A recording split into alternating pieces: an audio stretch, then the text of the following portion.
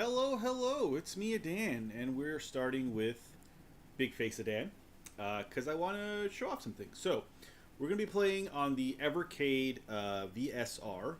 I can't pull it over here right now because it's already hooked up, and the wires aren't very long. So what I'm going to do instead is just take the camera here and, move it and then show it to you there. So, that's it. There is the Evercade VSR, which is the home console version of the Evercade. There's a handheld version as well, the EXP, I believe.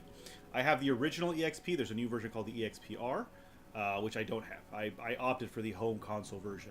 And if I open here, let's see here, that's what it looks like. That's how you put the cartridges inside. That's what the cartridges look like, right there. Right, so that's one side. And then there's the other side. This is the Atari Collection 2.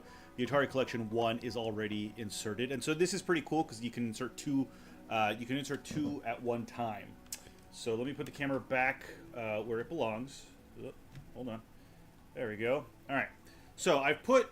I've started. So let me actually go. So yeah. Before I do that, actually, sorry. So there are three. Like the Evercade carts are interesting because most of them have multiple games on one cart. So as I showed just now, we have the Atari 1 and the Atari 2 collection currently in there, although only the Atari 1 collection has been slotted in. And you can see here the little, here are the cases. Each one of these collections, cartridges, has 20 games. You can see them in the back there. I'll show them to you on the screen itself in a minute. So each of these collections has 20 games. The nice thing about these collections is that inside there's a booklet. There's a nice little booklet, and when you look through the booklet, it tells you a little bit about every game in the collection. It tells you a little bit about Atari. So here you can say here like about Atari, right? I'm not gonna read that out to you or have you read it, but yeah, it says about Atari, and then there it gives you also a list of every game in that particular cartridge, and it will tell you a little bit something about that game. So, for example, the first two there it tells you Centipede and Ninja Golf, and Video Pinball, Canyon Bomber, Crystal Castles, and what's that bottom one down there? Aquaventure. Yeah, Aquaventure. There you go. So yeah, so there's a little bit something about every game in every booklet collection, which is nice. So there are three kinds of cartridges for the Evercade systems. The first is console games. So this is the Atari Collection 1. And in fact, you can see there on the side, this is the very first collection. It's a bit hard to see. But yeah, you see the number 1 there. It's the very first collection in the home console line. So Atari. But there's other collections, of course. There's the Namco Museum Collection, Data East Collection. What else do we have? Pico Interactive Collection, etc. So, and a personal favorite of mine, the Oliver Twins Collection. Okay? So most of these collections are either, usually they are developer or publisher based. Occasionally, like you might have like a console based. Although Atari kind of is both, right? Atari was both the publisher and the console itself, right? So those are the home console collections. There are also those are the red cases, right? There's purple cases, like here the Technos Arcade collection, and these are arcade collections. So all the purple ones are arcade, and that's a separate thing there. So you see this is also number 1. So this is number 1 in the arcade collection. This is the Technos Arcade cartridge, and it has 8 games. Specifically the arcade versions of these games, which we'll look through a little bit later.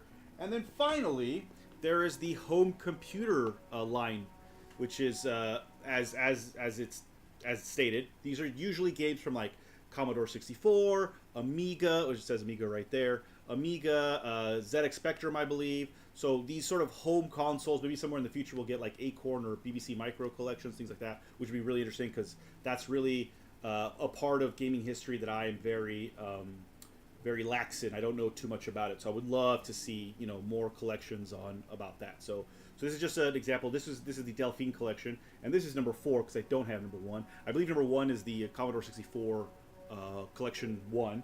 I have the Commodore 64 collection 3, but not the one. So anyway, let's go to the system itself. So here we go. Boop. There we go.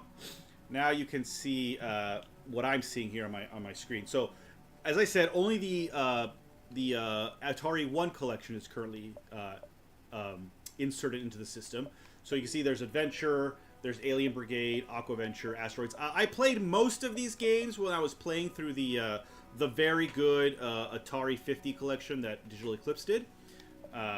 So I've played through most of these games, so I probably won't be playing any Atari games today. I just wanted to show them off. But, so if I actually insert Atari Collection 2 in properly, you will see it will jump up to 41 games. All right, so here we go. So now both Atari Collection 1 and Atari Collection 2 are both on the system properly, and you can see they're all here now. So you got a bunch of extra games, and they're all in alphabetical order. So no matter what two cartridges you put in here, the games will always be put in alphabetical order on the game selection screen.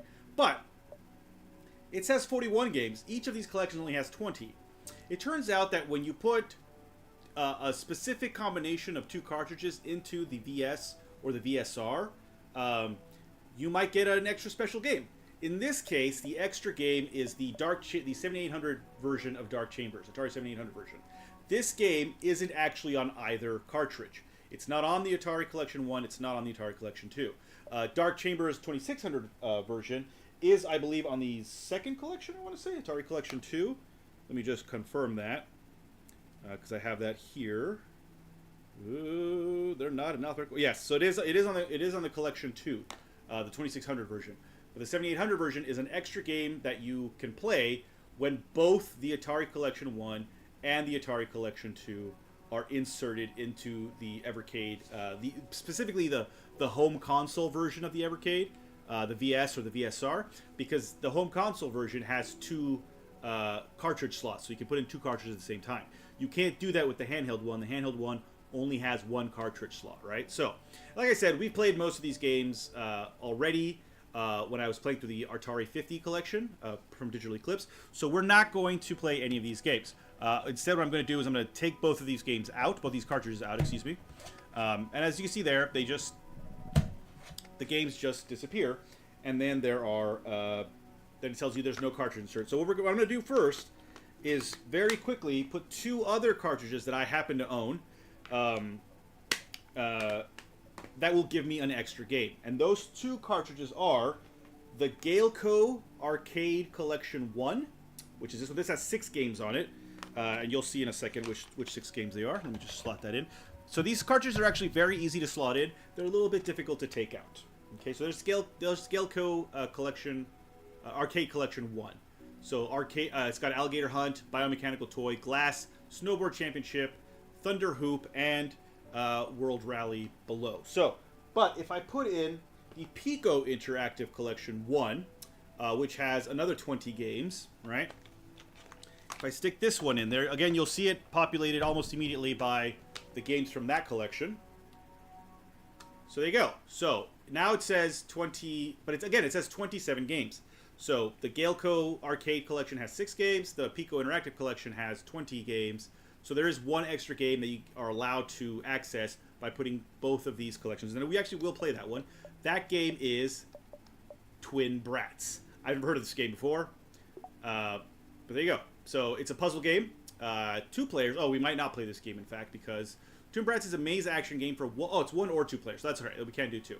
As the Twin Brats, gather all the treasure you can from each maze while avoiding the unwanted attention of your enemies. Swing the rotating doors to block off passageways and collect letters for special bonuses. History. While many classic arcade games hailed from either the United States or Japan, Twin Brats is a rare example of a game developed in Italy. It was released in 1995, and unlike a lot of the other arcade game manufacturers from the era, manufacturer Electronica Video Games, SRL, is still around today. Nowadays, they make casino and slot machines. Sad. Katie says, I don't know who Katie is, keep an eye on the color of the letters of the bubbles, pick them up when they match the color of the scrolls at the side of the screen to fill out the words and earn bonuses. Alright, so, let's play this. I've never played this before. Hey, El. I could not tell you what the specs are. I have no idea. They're not, I mean, it's a retro system, so they can't be that great. But it does play, it does play arcade games, it plays home console games, it plays computer games. So, so it's like, alright, so it's like a little bit like, what am I supposed to put out here? Stage 1. I can add, so here we are. Ah, so that's who I am. Oh, interesting. It's got little doors that I can use.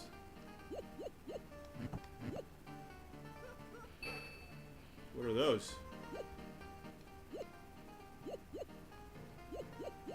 So it's a bit like a Pac-Man. Like a Pac-Man-like.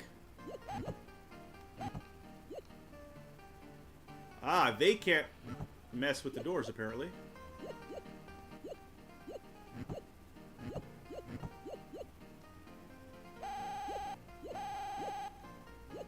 I guess I can't touch that skull, I assume.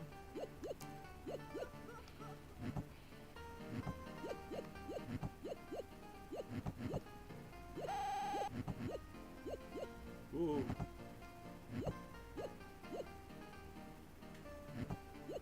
Ah!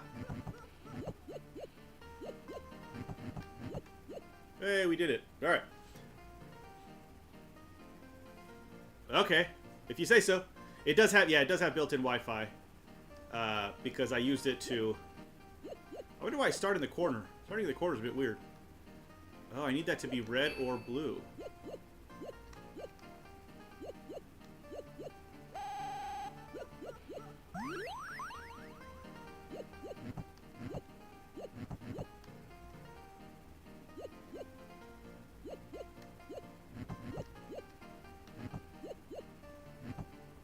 Be red, quickly, be red. Ah!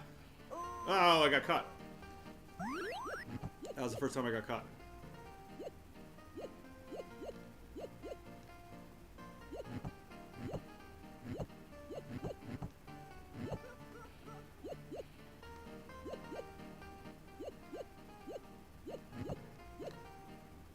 This is a weird game. I like the gates, the addition, like that's an interesting sort of extra bit for what is essentially Pac-Man. But I like it. Wait, alright. Oh. Why are we...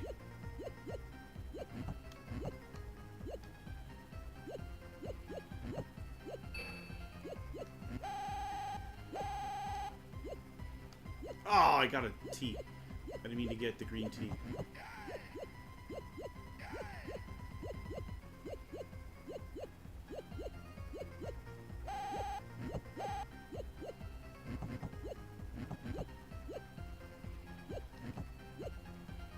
Ah.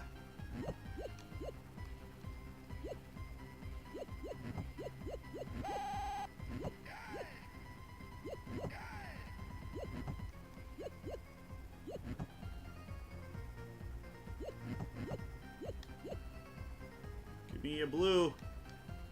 Thank you. There we go. I'd be more comfy with 2 to 4 gigs of RAM. Doesn't need it. These are all cartridge based, so it doesn't matter.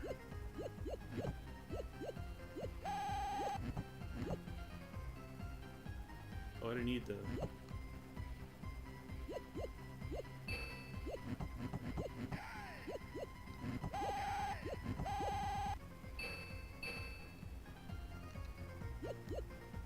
Ah!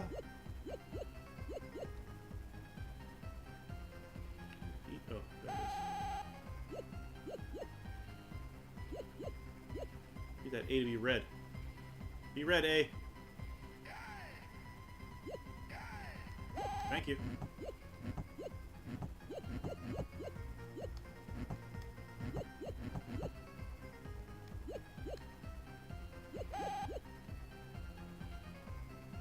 There's so many. Hey, it's teddy bear. Ah! Ow. They caught me. Oh, for fuck's sake. Alright, we're done. We're done. Alright, so how do I... There we go. Quick save it. Sure. Whoops. And then we will quit. Alright, so interesting. Interesting.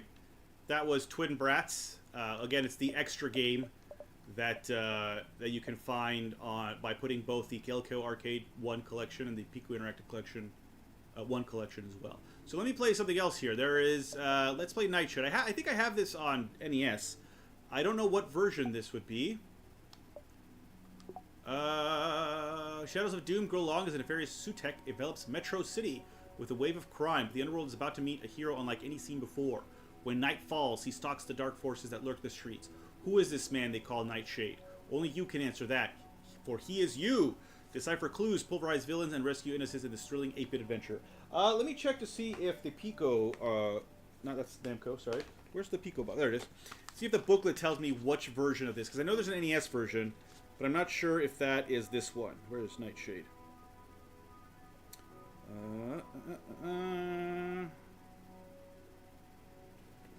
Is that not Nightshade? Wait, is Nightshade on the... No, it's definitely... Yeah, it's definitely...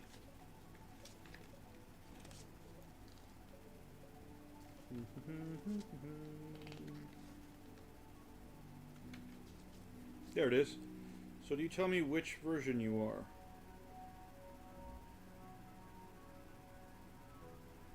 It does not. Alright. It does not tell me. Nightshade was originally intended to be the first part of a series, but that series never happened. Elements of this game were repurposed for developer Beam Software's 16-bit adaptation of a popular sci-fi fantasy tabletop role-playing game system, however. First 4 times you get caught by Sutek, there's a means of escaping the death trap he puts Nightshade in. After that, though, it's back to the start for you, unless you save, of course. Alright, so let's play a little bit of Nightshade. I think, like I said, there is a version of this on the NES, I'm fairly certain. Pico. Beam Software. Part 1, The Claws of Sutek. That's my home, Metro City, quiet place, good city, good people, good future. The streets were safe once, a person could walk around without any worries, the kind of place where you always knew your kids were safe. But as time passed, bad seeds started to grow, and Vortex, Metro City's protector, was outnumbered. Ooh, shadowy guys. Even with the help of the local police, Vortex was no match for the growth of corruption. With Vortex gone, the criminals moved in like a cancer, eating through a city's heart. Vortex slain, police seek Sutek. Day by day, Metro City was getting worse. Without Vortex to combat crime, things started to get out of hand. Crime feeds upon itself like rats fighting over cheese. Pretty soon, the crime bosses began to fight over control of Metro City. City gripped by crime wave, police helpless. Then something began to change. The gang war stopped. There's someone new in town, someone organizing all the criminals. He's the one I want. He's the one who wants to kill my town. Someone had to do something. Someone had to take Vortex's place. Someone had to stand up to Sutek. It's time to put a stop to this plague. It's time for Nightshade. So pathetic, meddler. Your career is over before it has begun. Now there's no one to stop me in my reign of evil. Huh. Oh, okay.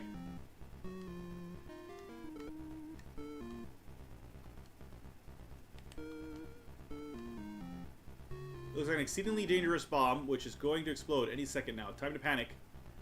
Let me just go away from that. Nightshade can't do that. Get out of the chair first. Oh. Oh, in that case, then, we need to burn... Nope, too late. Oh, we're safe. Because clearly we didn't die.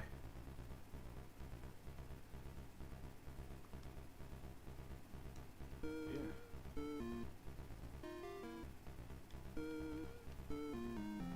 Why not? Burn off my thing.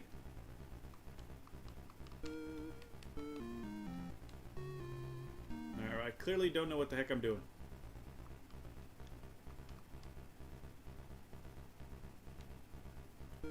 For no readily explainable reason, there's a burning candle here. Alright, so why can't I use it? Yeah, operate. Why not? Alright, you know what? We're not going to play this right now. I should probably read... Let me see, what are the controls? Oops, wrong button. Controls. D-pad, move character, navigate menus, action, examine... Open icons menu. Oh, maybe I should be pressing start. I mean, select. Okay. Let's go back. Select. Oh, it's pause. No, that was start. Sorry. Select. Ah, operate, pick up, use. That's it. All right. So this is like.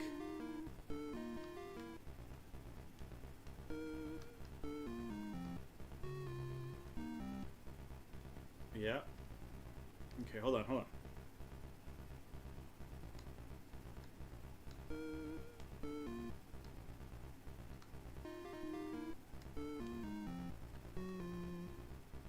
Ah, okay, there we go. The candle has begun burning through Nightshade's ropes. Nightshade is free! That's what I wanted to do from the beginning. Okay. Sorry, we're not going to play this right now because it's a very much a point-and-click adventure, which we don't have time for right now. But yeah, Nightshade, there you go. I'm pretty sure I have this on an NES. I can't remember now. Oh, no, that's not what I meant to do. Excuse me. I don't know where my A and buttons are. My A and B buttons are. There, it's B. Okay. Let's try something from... Okay, so Alligator Hunt is from the Galeco arcade collection. So let's try that. Alligator Hunt is a crosshair shooter for 1 or 2 players. Replacing aliens are invading the planet. Only one thing forward. Time to hop on your skateboard and blast them away. Then shoot off into space and take the fight to them. Make good use of your guns and missiles to defeat your enemies. And be quick to roll out of the way when bullets come raining down on you. Okay. So, roll toward the crosshair, fire guns, fire a missile, and then start. Okay, so just A, B, and Y. Got it. All right, back. A, B, and Y. And select gives me more. Okay. What just happened? Oh, okay. Just giving myself credits. Yeah, so this is actually a system, L, not a... Alright. So B shoots, right? B shoots.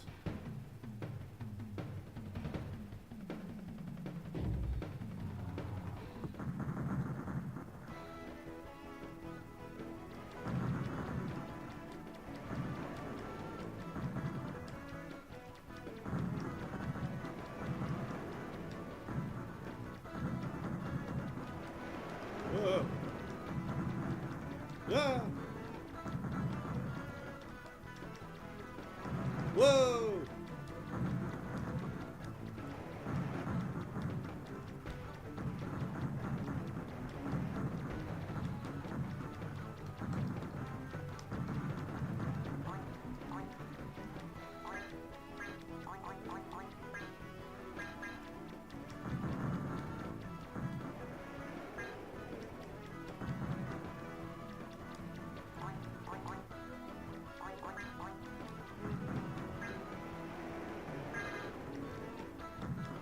Okay.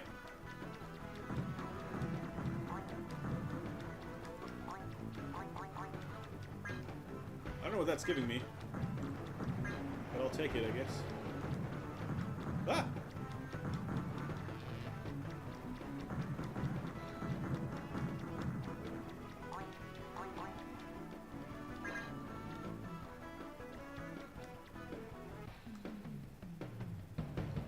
Got the power. Brutality and efficacy is what it measured, apparently.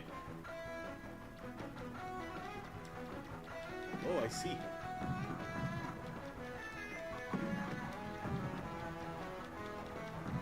Dang. Oh, I died. Alright, we'll save it here.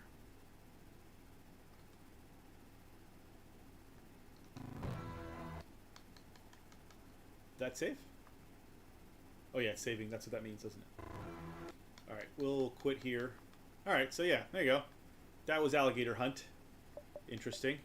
Alright, let's move, let's anything else. So all of these cartridges that I purchased, there was at least one game that was interesting to me. On the Pico Interactive Collection, it was Water Margin, which I then got another copy, the Genesis copy, I believe. So if I'm not wrong, this copy is the arcade version. And the one that I played on stream earlier, a couple weeks ago, was the Genesis version. So yeah, so that's why I picked this up. So anyway, let's move on. So most of these, oh, that's not true. The Galeco one was the arcade. So thus far, the ones that I've been playing have been the Pico, have been the console version. So let's try some of the personal computers, the home computers. ones. Let's see. Let's try Thalamus and the Bitmap Brothers we've got here. No, sorry, Thalamus and we'll do Thalamus and the Commodore 64-3 collection. So that's Commodore 63 first. So 64, excuse me. So there you go. So this one has Anarchy, Boulder Dash, Breakdance, Cyberdyne Warrior, Cybernoid 2, Netherworld, Jumpman Jr., Heavy Metal Paradroid, Exelon, Deliverance Stormlord 2, Street Sports Soccer, Summer Games 2, and Super Cycle. And Thalamus has... It'll be very obvious because Thalamus, I'll say Thalamus on it. So that's this one. Armalite Competition Edition. Creatures. No, that was on before. Creatures 2. Torture Trouble. Hawkeye. Heat Seeker. Hunter's Moon Remastered. Nobby the Aardvark. Retrograde. Snare. Summer Camp. And Winter Camp. And those are all Thalamus. So Thalamus, I believe, is a publisher. Possibly a developer, even. And these all... Yeah. And these are all Commodore 64 games as well. So these are all Commodore 64 games. So let's try... See, we'll try at least one of each collection. Let's try... Hawkeye. Hawkeye looks interesting. Let's try Hawkeye. So Hawkeye, as the half-man, half-robot synthetic lifeform codenamed Hawkeye, you seek revenge on behalf of Zamosian people against the Scrixis. To that end, you must break through 12 secure sectors by collecting puzzle pieces and blasting anything that stands in your path. Destroy your foes using formidable weapons and collect additional ammunition and items as you continue on your way. Hawkeye was first released in 1988 and was the commercial debut of a Dutch demo scene group known as the Boys Without Brains. The group is still around today, though it left behind both game development and the demo scene long ago. I don't know what demo scene means. Oh, demos. Okay. Long ago. It's now an IT agency that advises on software architecture, develops web and mobile apps, and offers support in the field of website maintenance and hosting. Katie says, if in doubt, follow the flashing hawk's eyes on the status panel at the bottom of the screen to find your next puzzle piece. There is an arcade version of Water Margin. I think it was originally arcade, if I'm not wrong. Alright, so controls are jump, fire, select pistol, select machine gun, okay, select laser, select rocket launcher, and then end game when paused, okay. And select gives you a virtual keyboard. Alright, so, good. Let's play. A lot more buttons to be used. Logan used my web app for his EGM stream this week. It works. Nice. Sure. Alright, let's go. Ah, look at that. Virtual keyboard. Alright. Get ready. So there I am.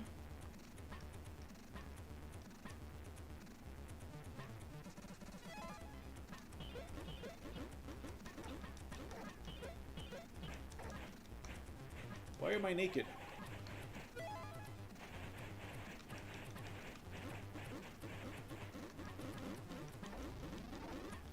Ah! Fuck! Oh, I died. I didn't jump. I am very naked.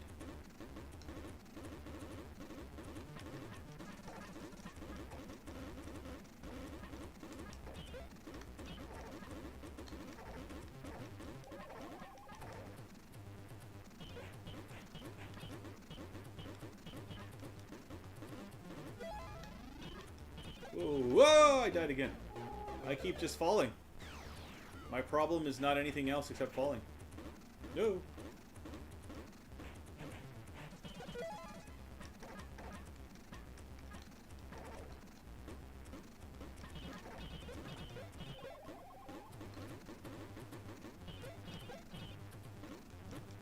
Ooh, that's a big one.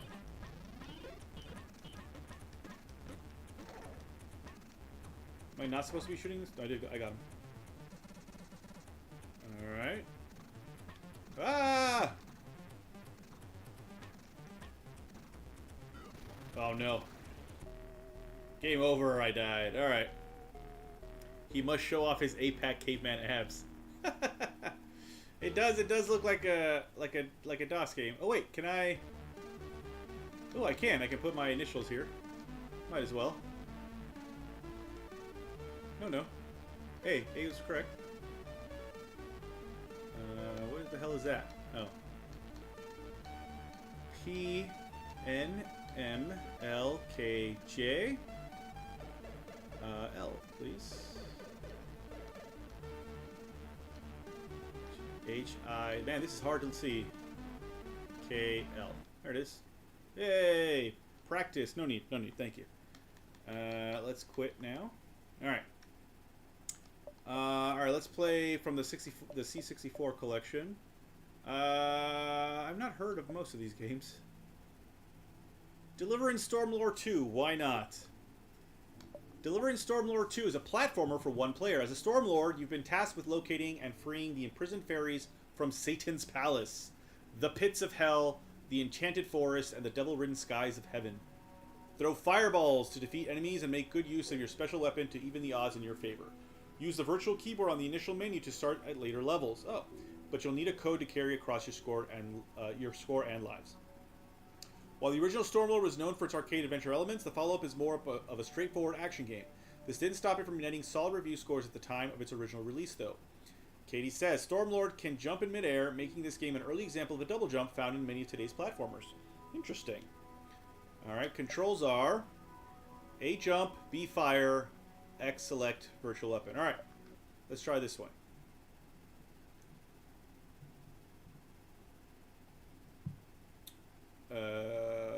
Okay, for load, sure. Alright, well let's do one.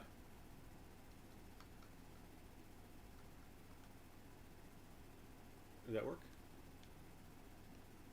Yes, it did. Okay, can I stop? There we go. I think that worked. Are we starting? No?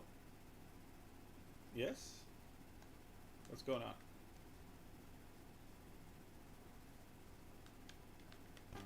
There we go. Alright. Press fire to start.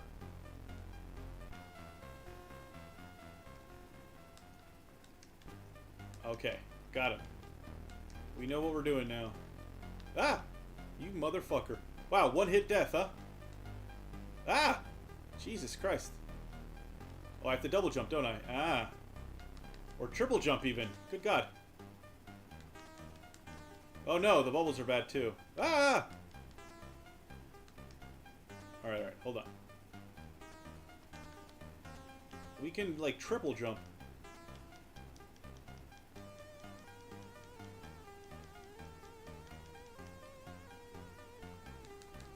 Ah! Oh.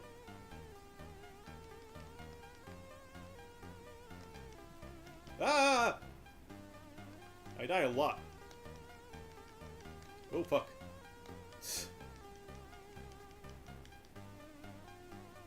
For God's sakes. I have a lot of lives, apparently. Ah! No! Oh, now it's game over. That was hard. That was hard. Alright, let's play a different one, because that was hard. Cyberdyne Warrior. Sure, let's play that one. Platformer for one player. You are the last Cyberdyne Warrior, and it's your job to locate missing droids across 3 planets and return them to their prison satellites. Collect cash as you explore, and purchase upgrades when you teleport back to the satellite with one or more of the missing droids in tow. Hurry, though, as the droids will self-destruct when the time expires, taking the planet with them. Cyberdyne Warrior was an early title from John and Steve Rowlands, who would go on to produce a series of beloved C64 classics, including the 2 creature games and Mayhem in Monsterland.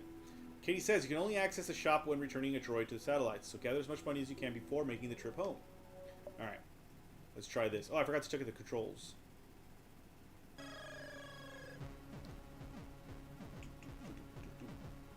It even sounds a little bit like Terminator, the music. Well, press fire to start. Okay. Get ready. Hold on, real quick. Jump, shoot. Okay, that's fine.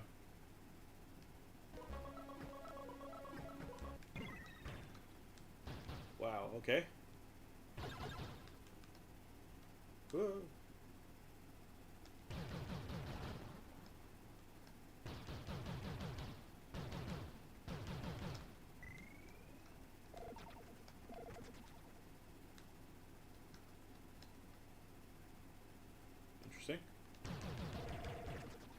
is happening? Ah!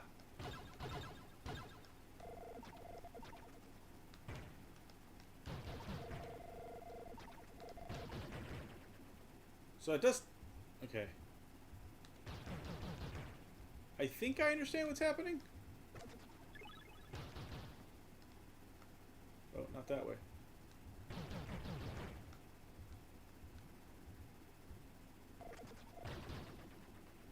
Ah! Oh, fuck. Okay. Oh, God. Ah! Well, I died. It's hard to understand what you're supposed to be doing here. Game over. Alright, well.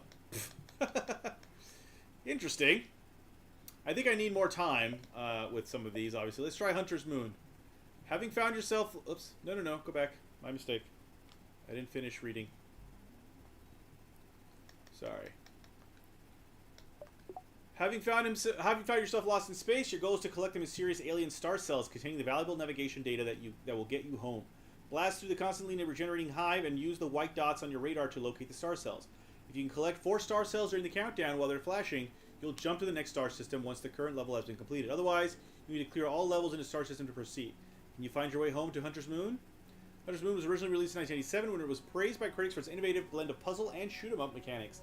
It initially underperformed commercially compared to some of Thalamus' other titles, but gained a cult following over the years. The remastered version found on this Evercade cartridge was first released in 2018 and features a variety of new levels and mechanics on top of all the original game's content.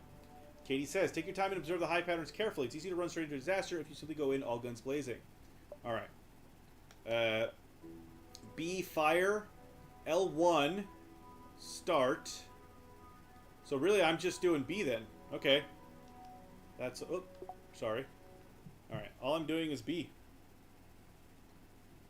Alright, after this one, we'll do some of the secret games that are available on the system.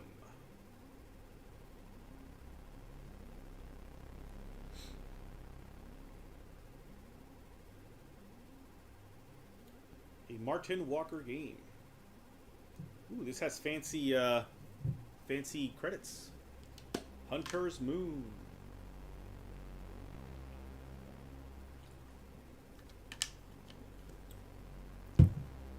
Memlog Hunter something. Finally managed to bum a ride to Veldin Spaceport in the Orvis sector. Can't hitch my way across the entire galaxy though. Time to hustle.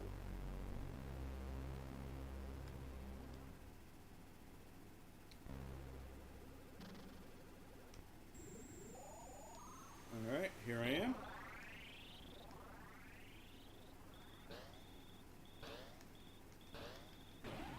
Oh, what the? Okay. Let's try that again.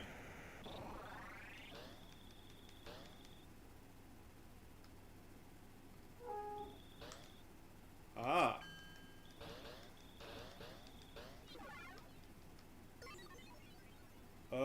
Okay. I found something. Select craft destination.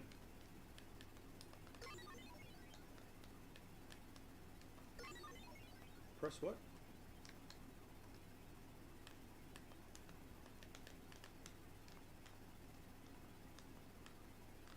What's happening?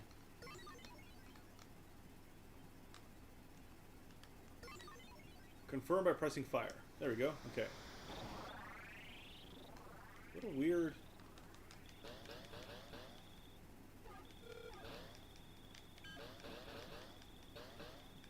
Okay. Aha.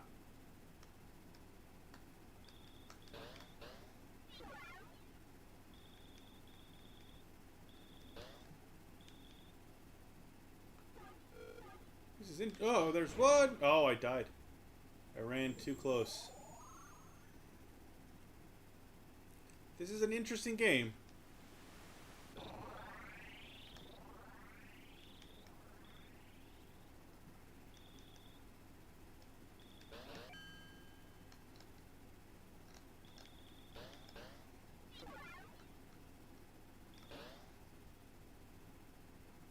Okay.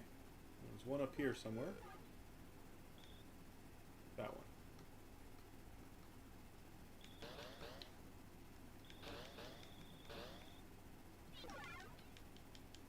Oh, that's it.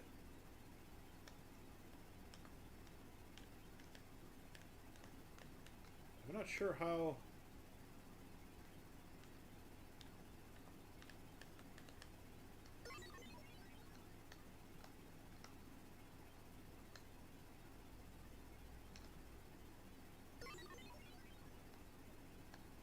Okay. Alright. Oh, hello. Okay. I'm doing a fairly decent job, I think. Ah! I understand how this is working.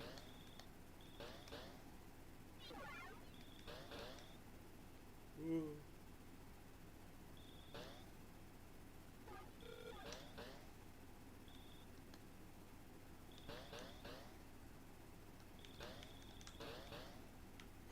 Ow!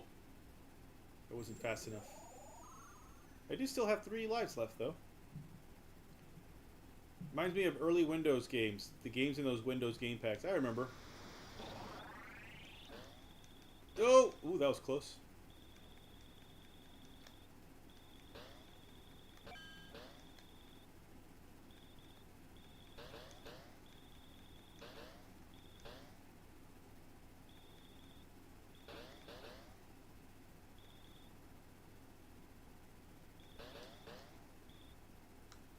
Okay. Here's one.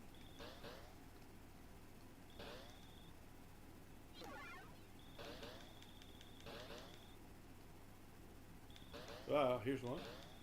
No! Ooh, that was close. Get in there. Okay.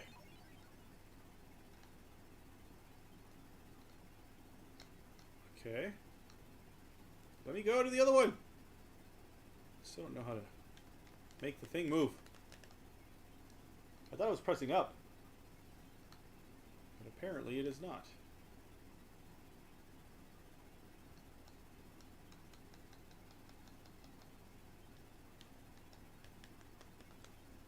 I don't understand.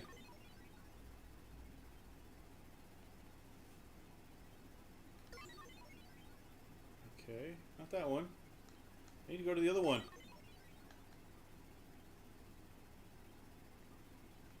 That one to the right. There it is. I don't know how I... Oh my gosh, okay.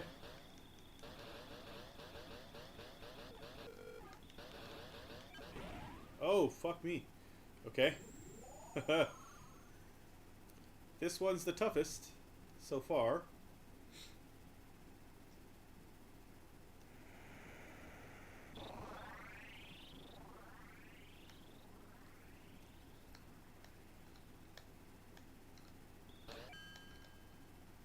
No, no.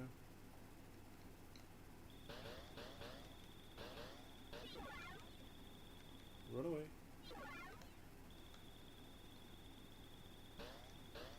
Oh my god. Okay.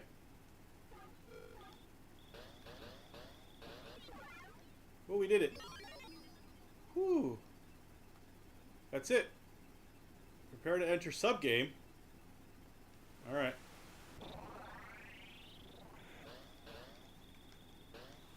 I can't move. I don't know what just happened. I guess that was it. I think this is the one I've enjoyed the most so far. I like that the ship is this, like, weird... It's a weird circle.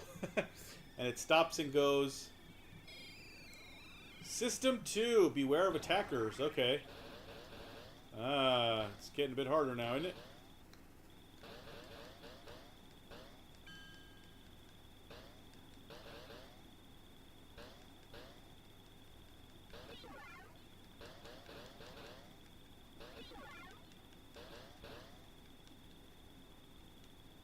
More than 3 this time. I mean, more than 2, excuse me. Aha! Alright, let's do whatever that one is.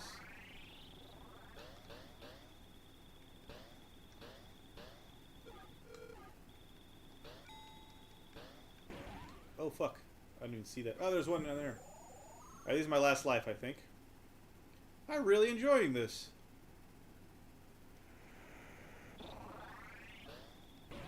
Fuck off. Well, that's it. I think I'm dead. Yep. Oh, I can put my, like, my full-ass name on here.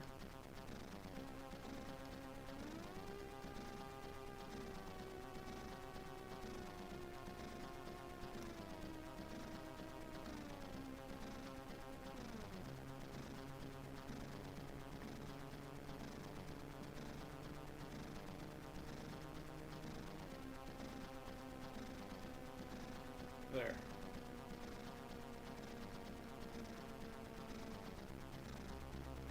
Alright, I'll put low then.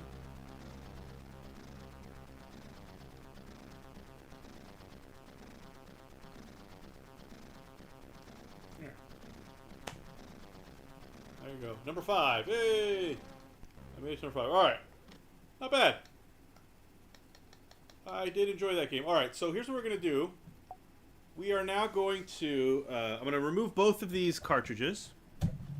There's Thalamus gun, and there's the C64 gun. So, what I'm going to do now is there's a bunch of secret games that you can unlock either by entering a code or by doing something special with the controller. So, let me just put these back real quick. We'll play some more of these games in a minute. In the cartridges, I mean. Because I do have a lot. And I want to. There's one game specifically I want to play. But first, let's go. Okay, so here it is. So, all right. So there is. If I go here to the settings, and then go all the way down here to secret, and I enter a secret code. For example, if I put in here. Does he have to be? It doesn't matter, I think, but we'll make it up here. We'll make it capital letters just in case it does matter. Where's the G? There it is. G R I B B L Y, and then we start over. G R O this time. B B L Y, and we enter that. And there we go. We have Gribbly's Day Out. An action game for one player. Scribbly Grobbly. Hunt down the 8 Gribblets hiding in each of the 16 levels and save them from the dangerous creatures of Blabgore. Shoot the creatures with your bubbles and manipulate the side nets to your advantage and do your best to get the Gribblets out the safe cave. First released in 1985 on the Houston Consultants Racket Budget label. It's one of the many excellent games for the C64 developed by Andrew Braybrook and has become something of a cult classic in the modern day. Try and deal with the enemies before they transform into dangerous Stomper and Flower forms. If Flower grabs Scribblet, make sure you kill it over clear grounds and land safely or catch it. So let's play very quickly Gribbly's Day Out. So this is one of there's multiple games that you can unlock here. I'm not sure if they stay on the main screen or and again this is with no cartridges in the system. You can just yep. Featuring Gribbly Grobbly, the no-armed, one-footed, but strangely cute beastie from Blabgore. Alright. Okay. So there I am. Ow. Oh, fuck me. Oh, I can swim? Oh, no. I'm not... What am I doing? Everything that I touch hurts. And I'm dead. Okay. Alright, well, let's quit that now. So that's one of the games. So, no, it doesn't stay on here. So, every time you have to go to the secret, like, the next time I want to play the Gribbly's Day Out, I have to put in the code again. So, next, let's do S. There's S. E. I. J. I. W. A S H E R E. Seiji was here. And if I enter that, then we get Kubo 1 and 2. Kubo, the origins of the famous cowboy turtle on his quest for a mysterious crystal hidden in a dangerous world full of monsters. So this is actually not a new game. I mean, not an old game, excuse me, even though it looks old. It's a new game. this guy did with his son, I believe. So A shoots, B jumps, and runs in Kubo 2. All right, so let's try this a little bit.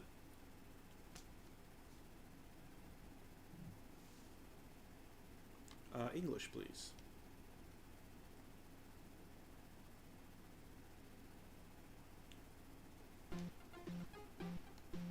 We'll play Kubo 1.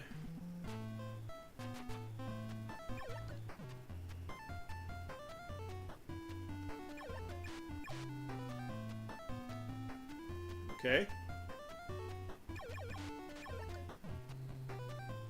So he's a cowboy turtle, which I find hilarious. Ah!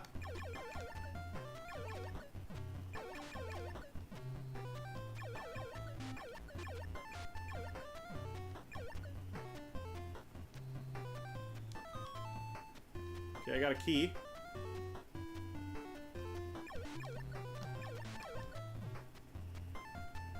So everything respawns.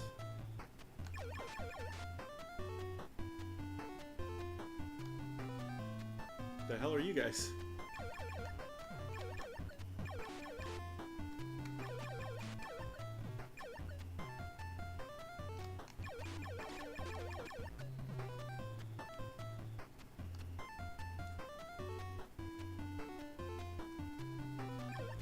Is that a salamander?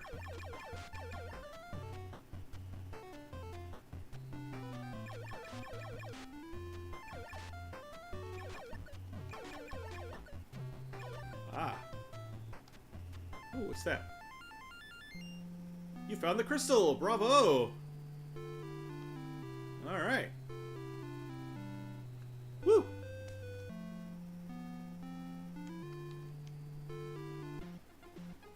That's it? Is that the full game? Alright, well, we've beaten Kubo 1. There you go. Alright, let's, yeah, let's save that, I guess. But also quit. That's hilarious. Alright. Alright, the next secret game is... very simply... S-T-O-N-E. Stone. And this is Rogue 64. Rogue 64 is a roguelike RPG for one player. You are Zendar the Explorer, looking for treasure and fame in the dungeons of Mordecum. Rumor has it there's a magic item at the bottom of the dungeon, and you want it. Journey through procedurally generated levels and master randomized items to claim your prize, but beware, for the dungeon's denizens won't give it up easily. Rogue 64 has its origins in a project called Rogue 4K, a minimalist Commodore 64 roguelike that, as the name suggests, fit into just 4,096 bytes of space. It was originally designed as part of a charity project and expanded considerably to become Rogue 64 in all its glory. Make those pesky monsters come to you so you can get the first attack. Walk into a wall to skip a turn and let the baddies approach. Okay, so... I don't actually want to play this one, but I just wanted to show it off. It's there. It exists. The next one is... let's see, there's also something called The Lost Mines, which seems to be an Evercade only game. So let's do that. What is it? What is it? Blop. B-L-O-P. B-L-O-P. There it is, The Lost Mines. In The Lost Mines, you take on the role of Blop, a young mining robot on his very first mission.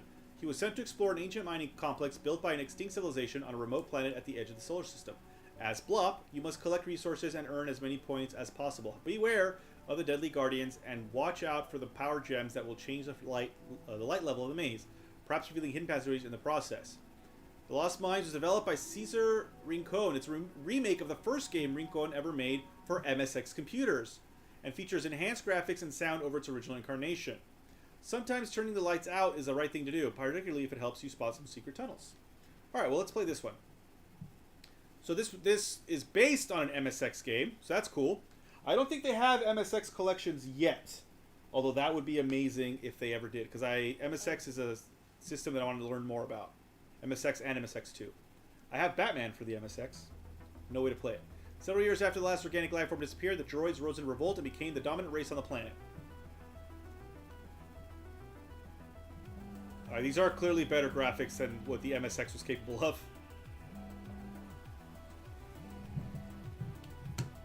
Cesar Rincon.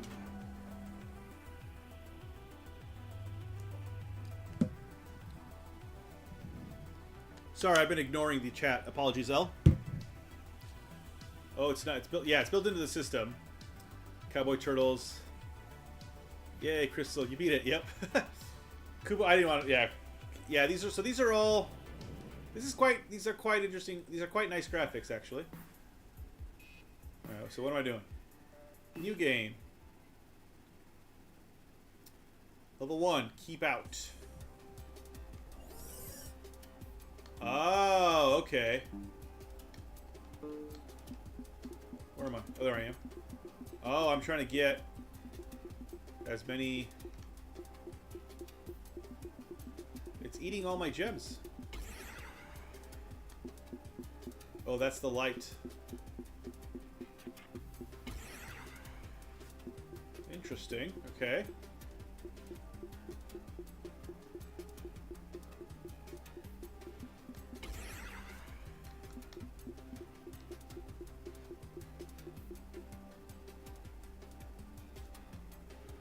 Oh no.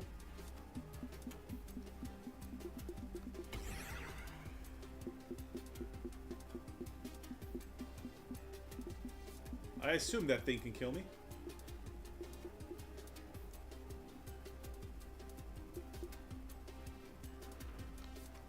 Ah! No!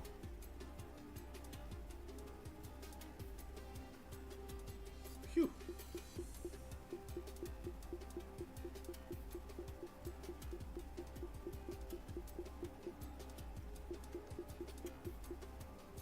Oh, I can't. I have to get them all. Good. Fuck. Okay. There we go. Now we can exit.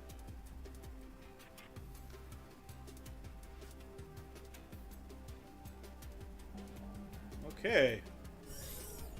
Well, I got more than the enemy. Current balance, 2375. Alright.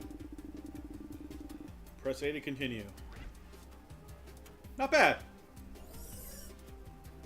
Oh, that's why we need to... Alright.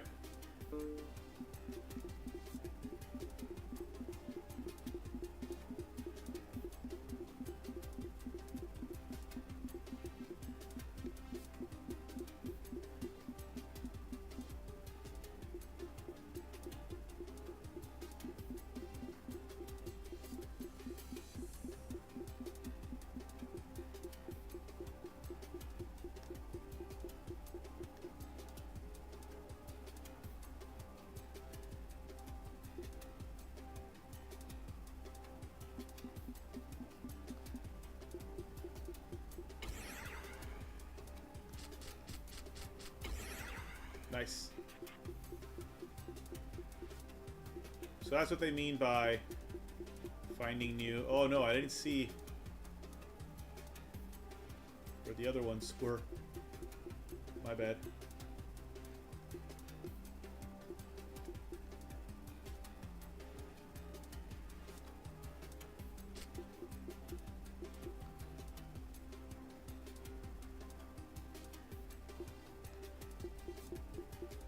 After a while, the enemy just seems to give up.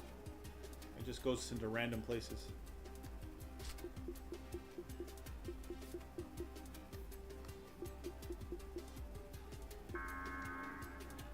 There we go. Not bad.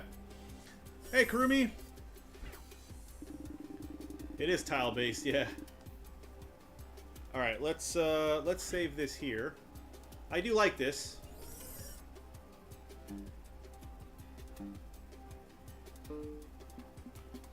Oh, why can't I? Pause menu. Guardian. Okay. Guardian.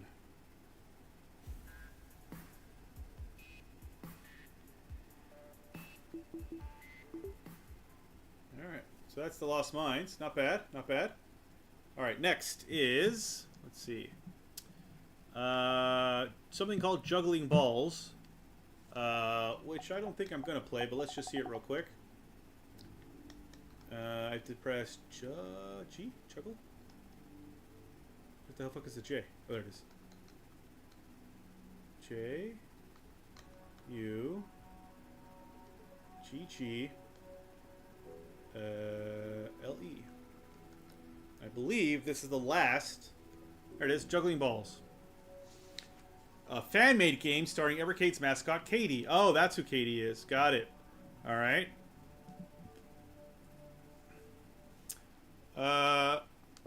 Oops. Developed by community member Shane Powell, aka Kenjar. When Katie isn't providing a useful video game tips and secrets, Katie loves nothing more than a casual session of juggling.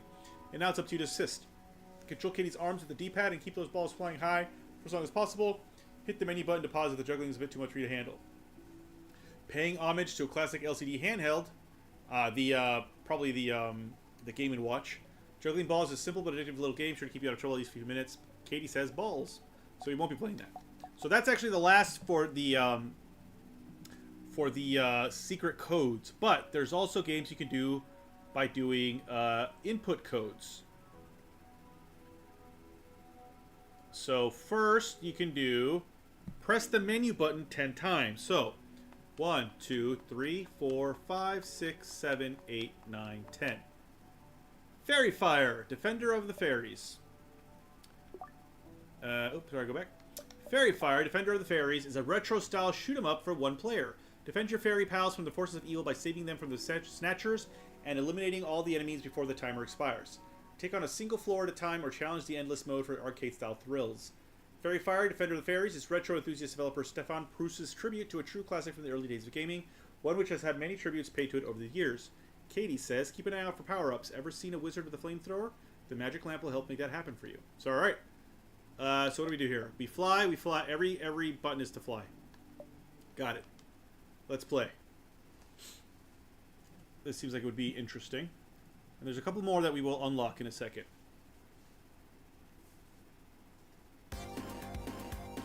Alright. Floor 1. Wave 1-1. Oh, I see. So he shoots automatically. Alright. So the fairies... Oh. I need to get... Oh, I see. Oh! I understand what I'm doing. Okay.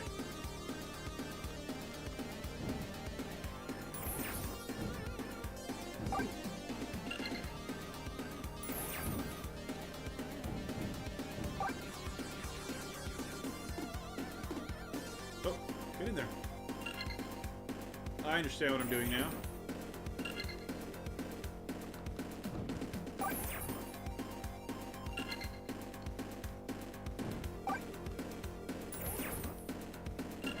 Ah!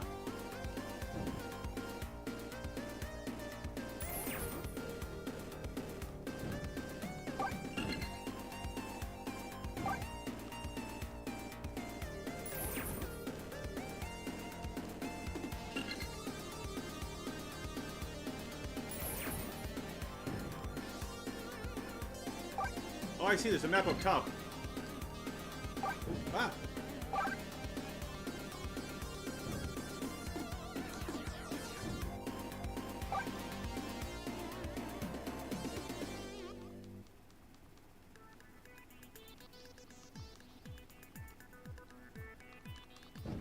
Hey! Okay. Shop. Fairy Fire. Fire rate up. Gem Magnet, 1 up. Pickup, +1. Okay. So they cost, it costs 50 gems, 10 gems, 10 gems, 10 gems. So I can do fire rate up. I should actually just do pickup +1. Yeah, this one. There we go. Yeah, good. Alright. Continue. I like this game. This game's fun.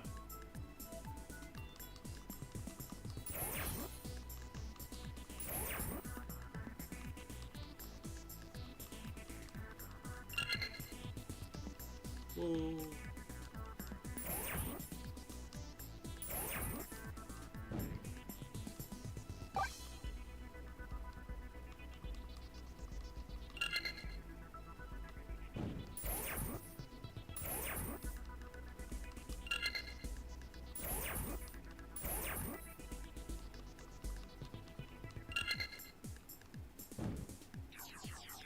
Haha!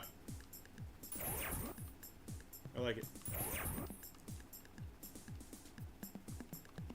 Oh, fuck. Ah! Thank you. So I also have to kill all the...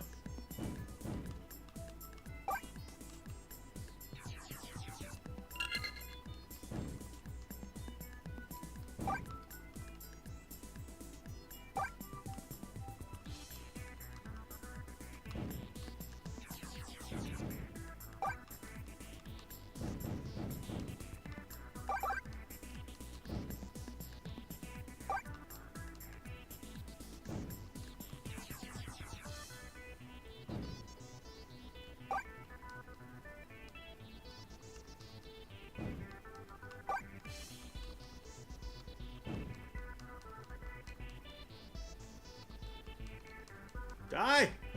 Thank you. Oh, what?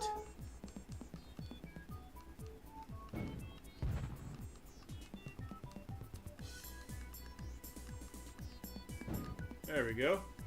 Alright, let's do the fire. The fairy... Yeah, let's do that.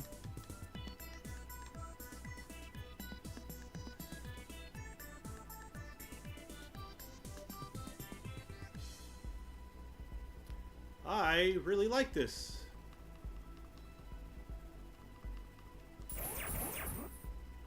Whoa. Ooh, that's new.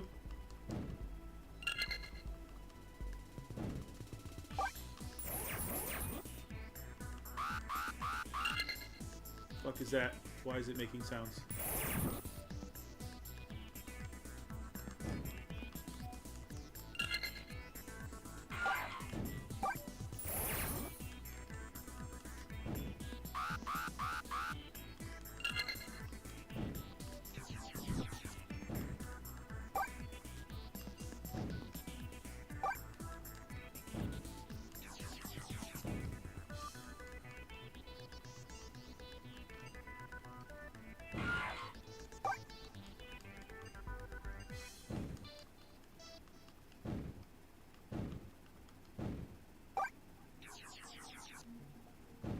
Wait.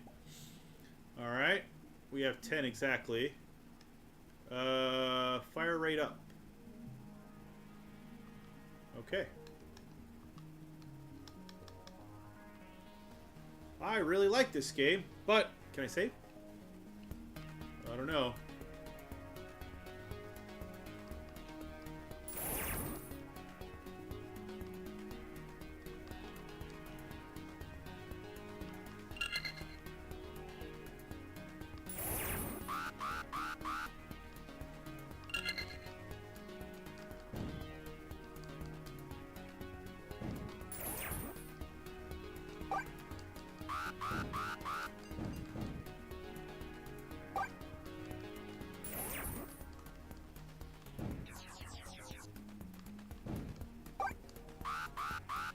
Oh, fuck.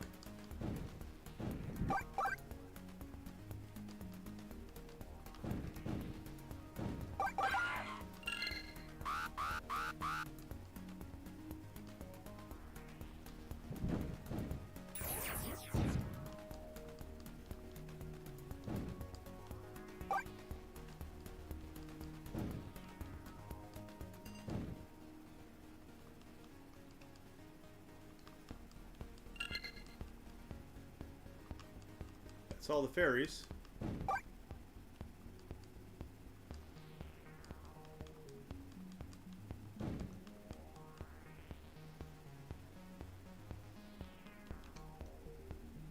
Hey. Continue. Wave 1-5. How long does this go?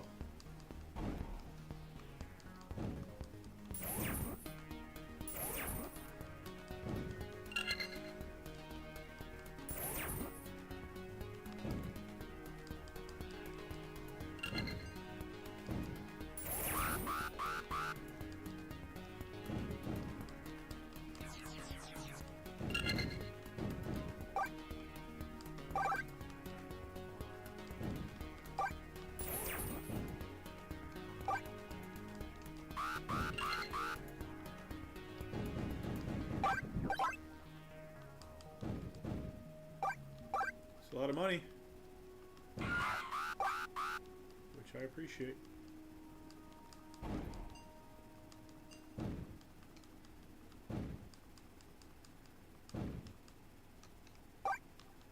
One more. Whee! All right. How many waves are there?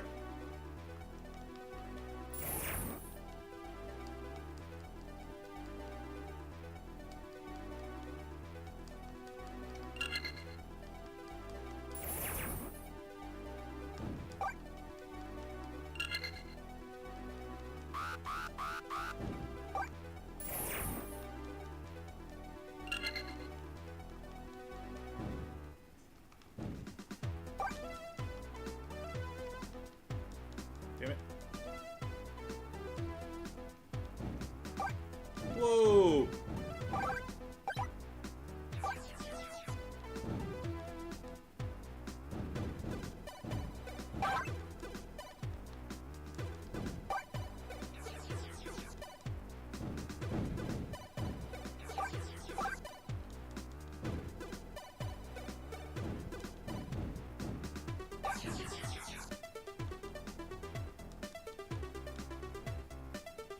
Why are there still so many of them?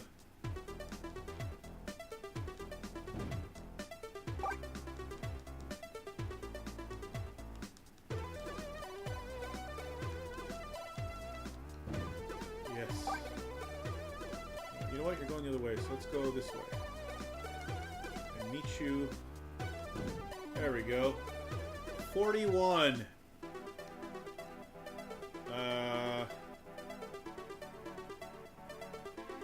Yeah, alright.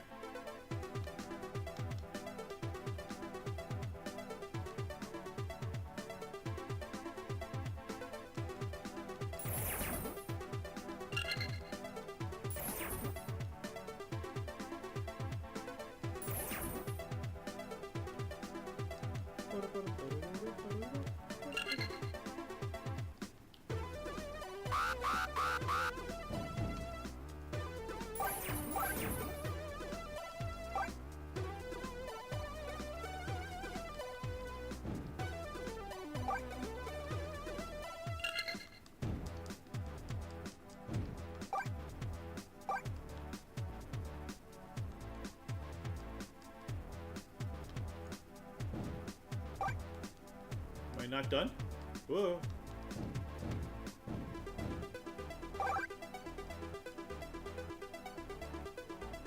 Did I get them too quickly? Is that what happened?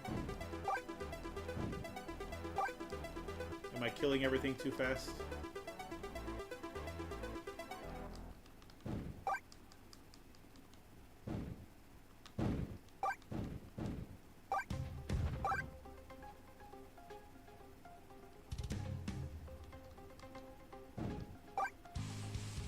Whoa.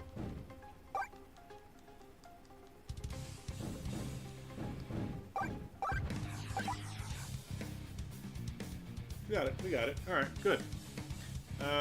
Let's do that. Pick up +1.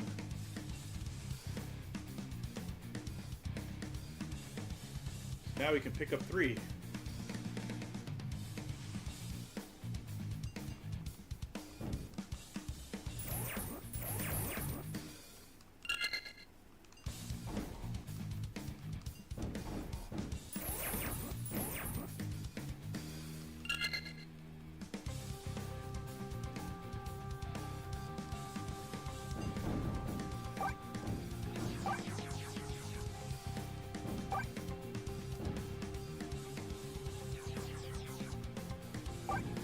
Bitch. Whoa! No thank you.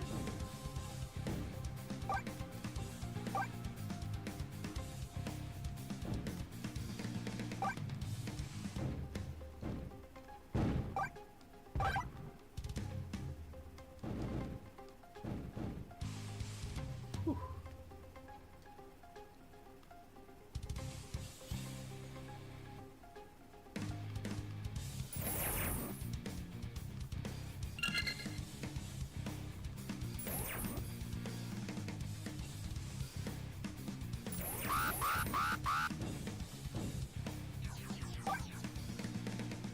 Ah!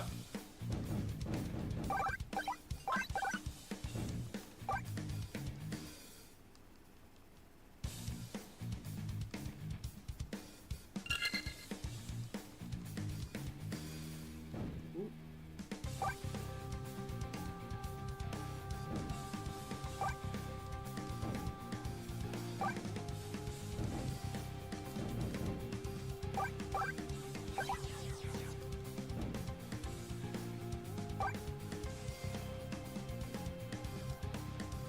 Nope. Damn it.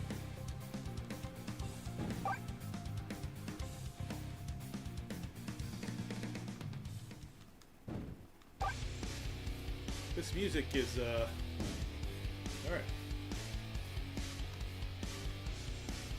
Alright, this should be the last wave here.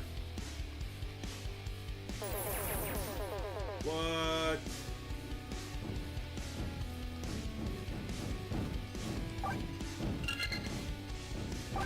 Oh no! I died.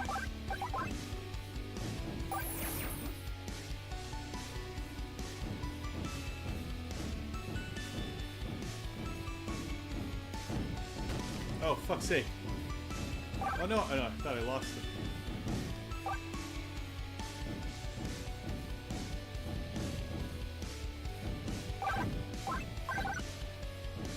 Ah.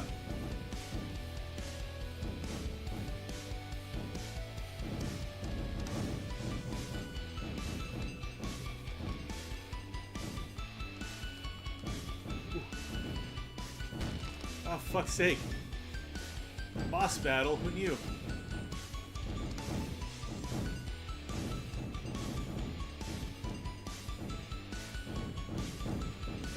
Yay! Damn!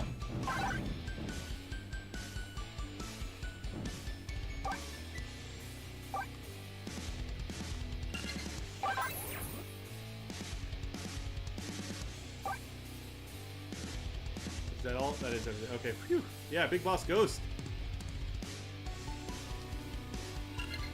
Hey, you unlock floor 2. You will start with a fire rate upgrade, a speed upgrade. Wow, alright.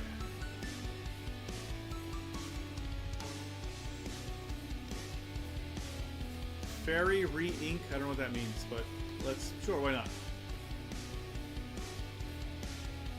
Well, gave it to me, whatever it was. Alright. Alright. Interesting. Alright. So that's wave 2. So we're not gonna start. We're not gonna play this. Okay, but that's, yeah, that's fun. Yeah, not bad, not bad. That is quite a fun game. I like that a lot. I like that rather a lot. Reincarnation. Oh, maybe L reincarnation. Yeah. All right. So the next one is Gotris from the Sega Master System. So I have to hold down R2, L2, and select. Oh, hold on, let me go back. Oh shit, I pressed A, didn't I? I meant to press B. Hold on, sorry. My bad.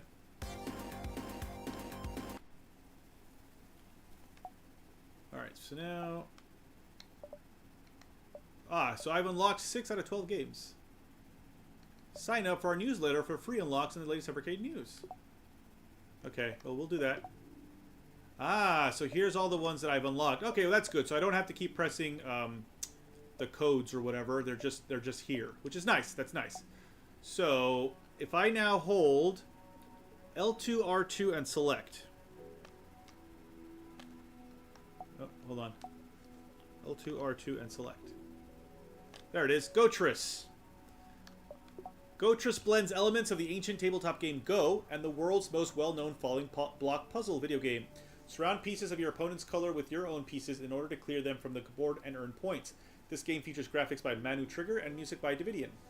Gotris originated as a prototype game developed for the Pi Game Jam in the mid-aughts. Creator Kusto decided to port it to a classic 8-bit home console while on medical leave, and the results are right here, ready for you to enjoy at any time. Katie says, remember you have to surround your opponent's pieces completely. Using a wall doesn't count. So we won't be playing this. Mostly because I'm not a big fan of Go. So we're not going to do that. But there it is. I can play that whenever I want. Next one is called Hummings from Evercade. Press the following sequence of buttons. So L2 is on my left, right? So L2, L2, R2, R2, L1, L1, R1, R1. Hummings. Oh, damn it. Sorry. Oh. Available until you download the next highlight of the month. Oh. Oh, that's right. So, where was it? Not that one. Where was it? Hummings, that's it. Okay. Hummings is a retro-style shoot-'em-up for 1 or 2 players based on an all-time classic arcade game. Hummings challenges you to an all-out war at the bottom of the garden. Shoot your way through a variety of levels filled with nasty bugs, spiders, frogs, bees, and more. Hummings was developed by Stefan Proust, also known as Misk Stuff. He describes himself as crazy for retro arcade games and pixel art, and is also an enthusiast of pinball and a certain famous brand of interlocking plastic blocks. Lego, one assumes. Katie says, if it's colored, shoot it. If it's pale, catch it. That's all you need to know. I assume this is a Centipede clone. Let's find out. Hey, Yasuke. FF3. Alright, let's see. Start game. What's the instructions here? Just shoot things, right?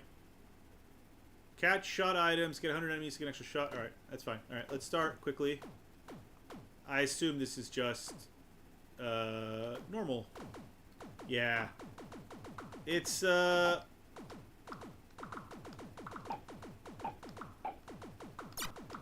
whatchamacallit with a twist. It's Centipede with a twist.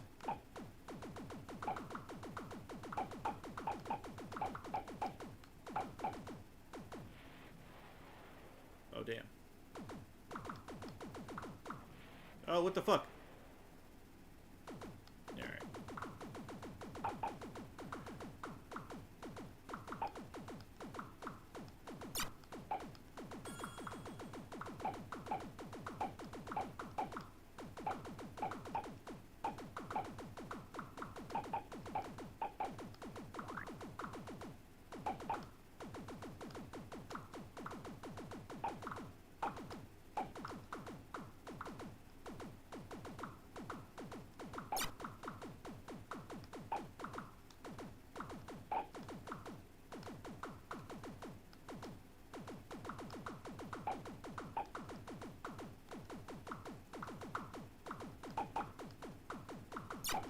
Some of these are accidents.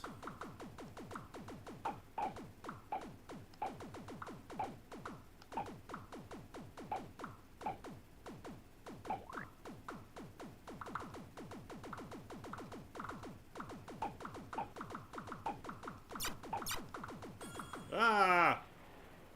Damn you, bee.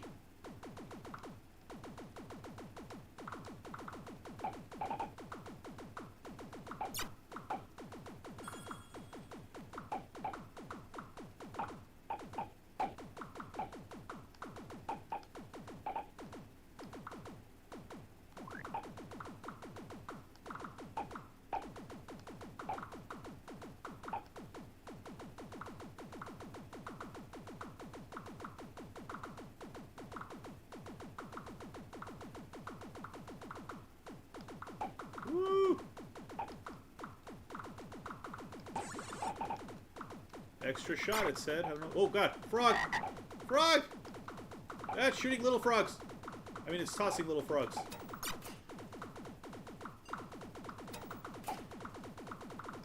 Oh, my God. Ah! I got a bee. A bee hit me.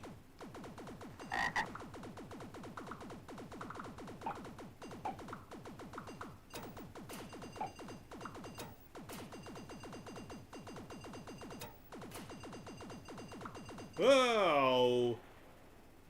Am I dead? Yeah, game over. All right, not bad. That's I mean, it's basically a centipede clone, but with some interesting things of catching and whatnot. That's pretty fun. Not bad. Did you know frogs would eat? I did know frogs would eat smaller frogs. Yeah, it's definitely centipede with a dash of Galaga. Yeah, it's definitely centipede. Let's see here. What's next? Let's see. So that was Hummings.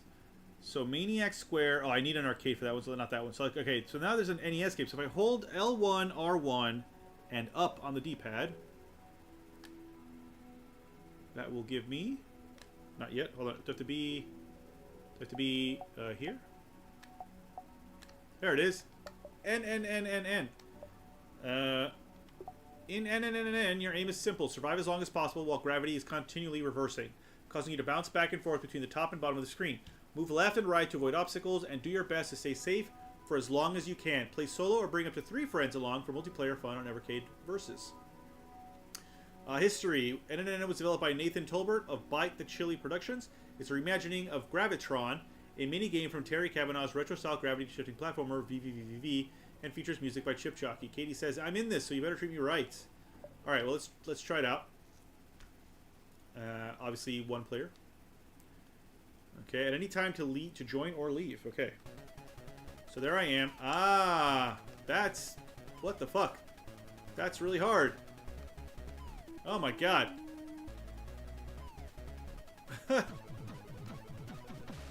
Ooh. Okay, I see how it works. Oh my god. So I'm basically going to the beat. Oof. Oh.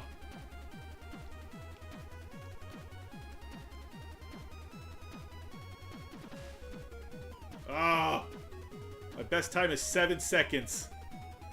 Can I break 10 seconds? Let's find out. Oh, I can go... Okay. Oh. Oh. Fucking hell.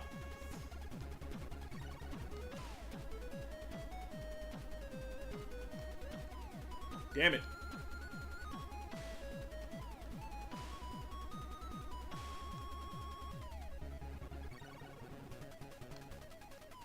Oh, ho, ho, ho. This is tough.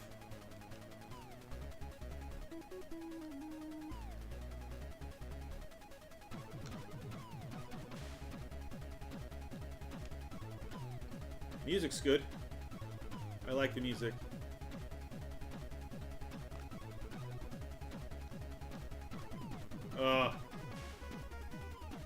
Oof. Oh my god.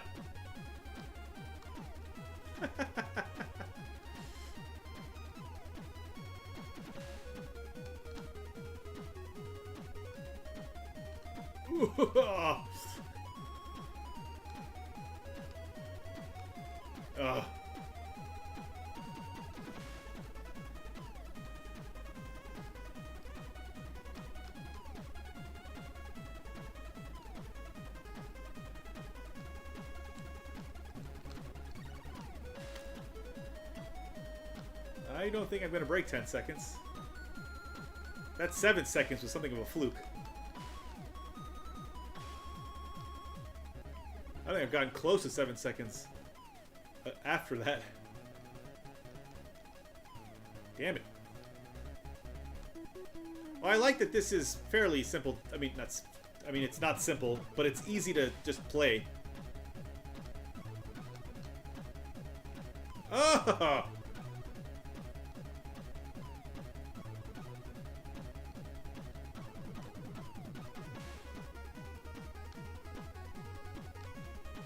Oh.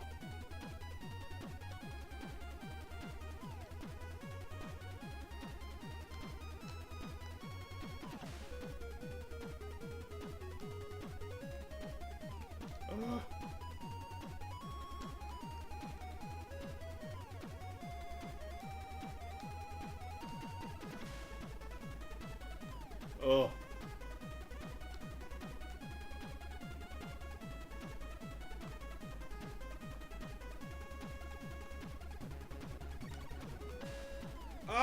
seconds! I did it! Alright. Personal best. Quick save that, please. Alright. Very good. Very good. Okay. Not bad. Alright. So that was N. Not bad. Not bad. On Atari. Yeah. Basically avoid everything and save it from the middle, I think. Yeah. You're going to get Crisis Core Reunion on Xbox. I'm going to set it up, and it's going to be the very last stream that I do on this budget laptop. I like Crisis Core Reunion a lot, Yasuke. I didn't stream it, but I did play it on video, I guess, what you would call it. Let's see. Next one is Spacey McRacy, also for the NES. This one I go L1R. This is actually the last one. L1R1 down. Spacey McRacy. Race through space and blast your friends in Spacey McRacy. Chaotic 4-player party game. Your goal is to be the first person to pass each barrier, dodge barriers, blast your friends, grab power-ups, and try to be the person at the top. Plays best on Evercade versus an alpha with at least 2 players. Oops. Space McRacy was developed by Nathan Telbert of Bite the Chili Productions. It was originally created as an entry in the 2016 coding competition. All's fair and love. So I actually can't play this game because it's at least a 2-player game. But what that means is we've unlocked 10 out of 12 hidden games. I don't know what the other 2 are or how to unlock them. I think one of them I need a cartridge.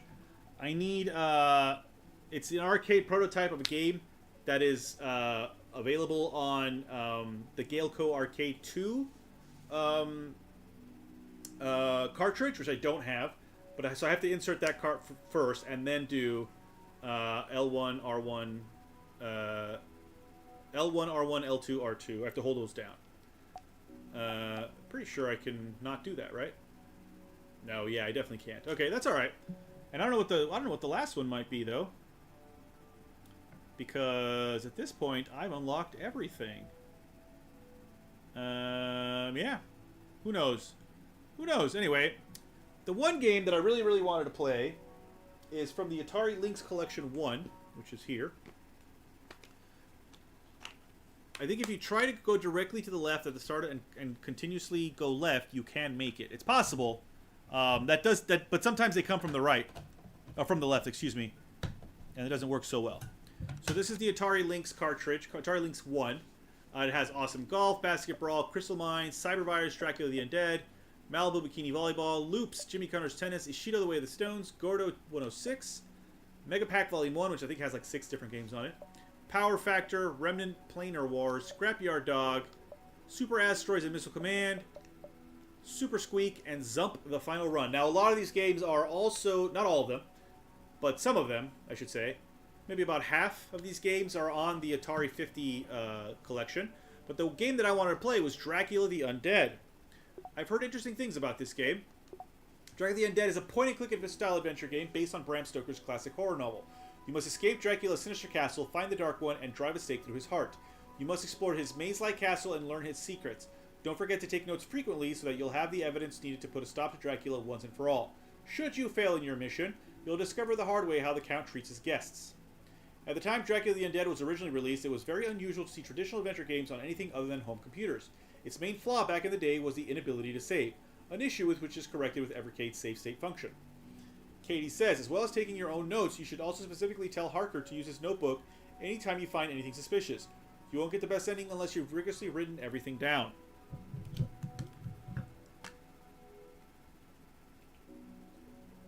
Clip that shit.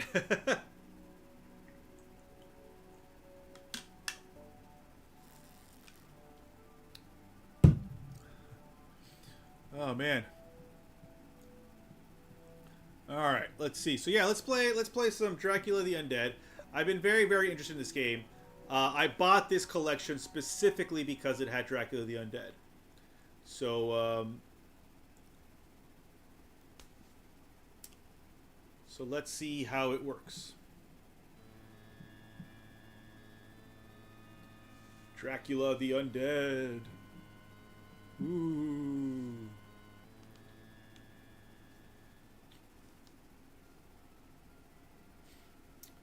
Move to next line, back to start. Okay. Option 1, exit intro. I am Bram Stoker, and by the magic of technology, I am able to narrate this story of Dracula to you.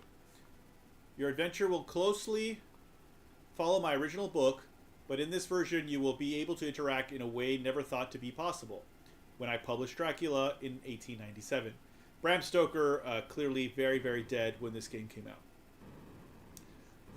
First, you will guide Jonathan Harker, a young solicitor. He has traveled to Transylvania from London. Yesterday, as he left the inn, the landlord's wife insisted that he accept and wear a crucifix. She had become concerned when she had learned he was to visit Dracula. Last night was Walpurgis Nacht, when the locals believe the dead rise and stalk the night.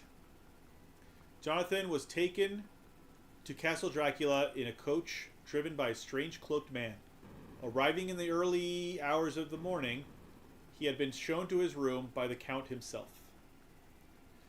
I like that the page flips every time we get to a little break in the story. Dracula had told him to get plenty of rest and to rise late the next day.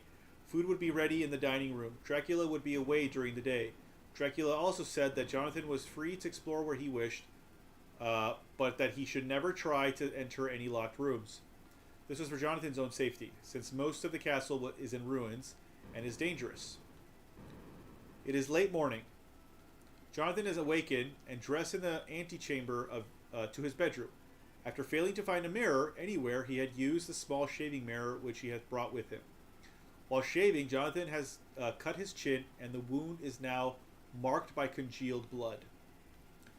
Jonathan seems to recall that there was something he must do before going down to the dining room, but cannot quite remember what. Jonathan reminds himself that in the future he should make a note of anything interesting or important. Jonathan feels strange. It is as though he is not in complete control of his own actions. That's because I'm in control. Hey, look at that. Alright. Examine cupboard. It's an old cupboard. Examine drawers. Just a chest of drawers. Alright.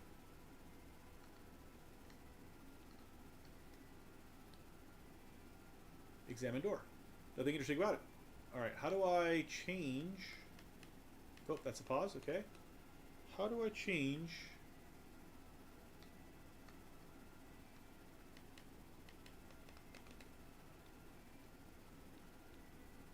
Ah, there it is. Climb, turn, look, talk to, close, open, use, get, examine. Okay. Okay, so... Ah, okay, so that's how it is. Okay, so I have to press B in order to change... yeah, okay. What I'm doing. Alright, well, let's get to the door. No, not examine door. Open door.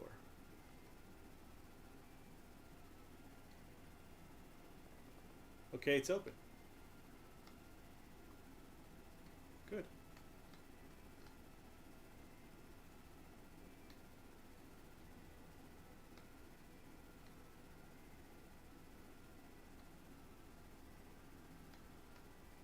There we go. Oh.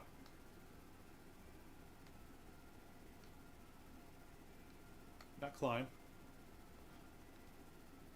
Examine. There's a tinderbox on the table. Ah, get the tinderbox. Okay, I've got it. Excellent. Alright. Bed. Oh, examine the bed. There's a crucifix on the bed. Ah, get crucifix. Okay, I've got it. Alright.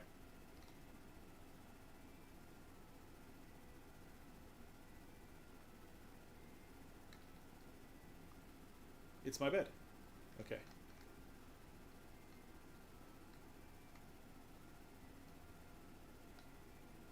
Alright. Okay, I figured out how to play. For the most part. Did I examine this yet? I did, right? That's how I got the tinderbox. Alright. Now, is there another door somewhere? How do I get out of this place?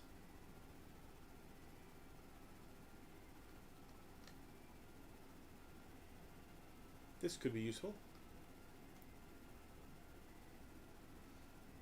Okay. Examine window. Why not? It looks out onto the courtyard. Should I open my dresser?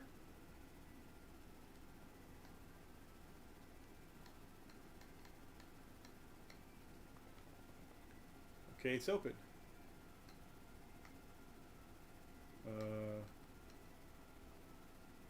It's an old cupboard.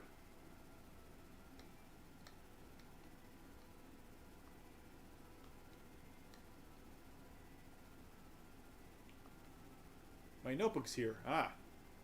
Get notebook.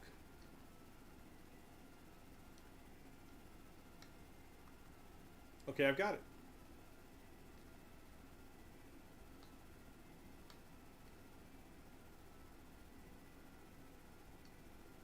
Can I open that door as well? Oh no, I can't. Okay, well, close it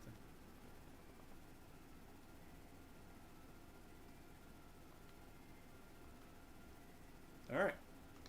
So now, can I use my notebook? Jonathan makes a note in shorthand. Okay.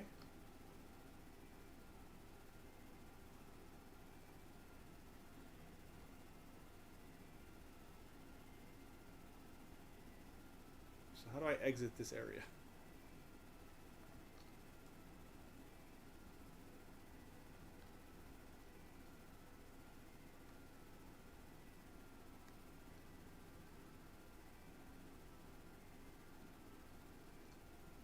Can I open the table?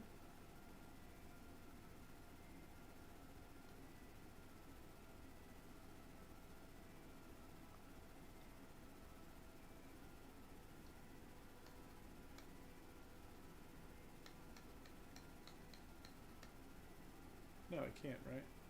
Well, let me examine all my stuff. Oh, there we go. Notebook. Nothing interesting about it. Okay. It's a crucifix on the end of a chain. This could be useful. It's a table. Alright. I think I can't open the table. Alright. The table can't be opened. Alright, but seriously though, how do I get out of here? Open window. Sure. Okay, it's open. Can I examine the window? Look. It leads to the south wall of the castle. It's a fine window. Okay. Jonathan does not believe that anyone could climb... what did it say? That anyone can climb out onto the castle wall without falling. Okay, so don't... Alright, so close. Okay, it's closed. Alright.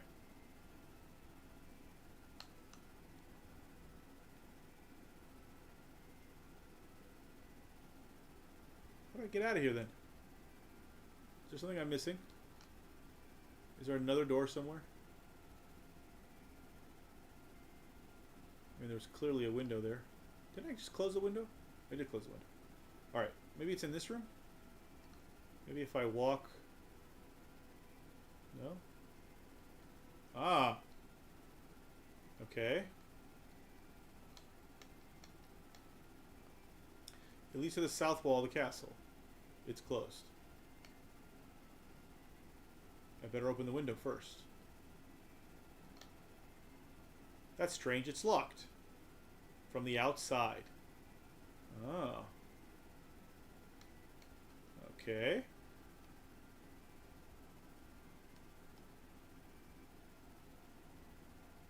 Okay. So now can I climb out this window?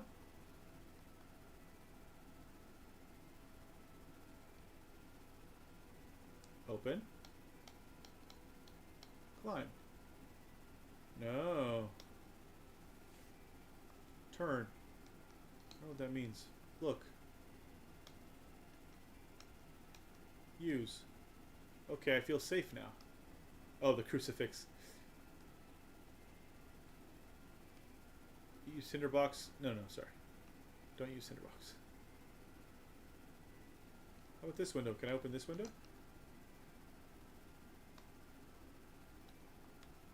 It won't open. Nothing interesting about it. Well, I'm already stuck. Because I don't know how to leave.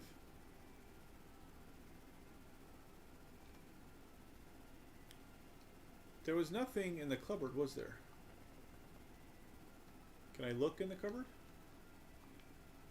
The antechamber, Jonathan's bedroom. Oh, I can't look in the cupboard, is it? I can't look in the cupboard.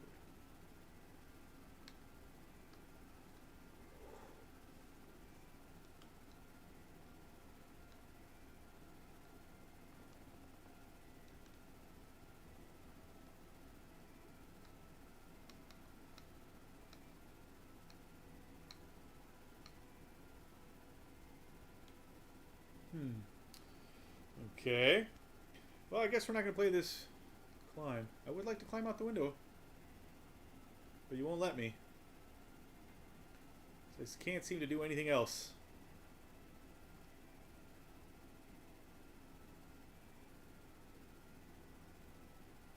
I've picked up everything already.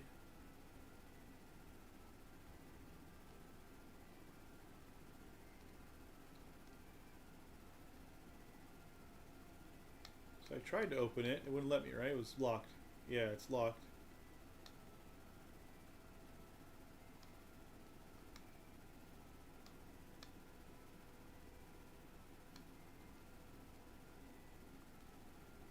Don't want to set that on fire. Okay. Interesting.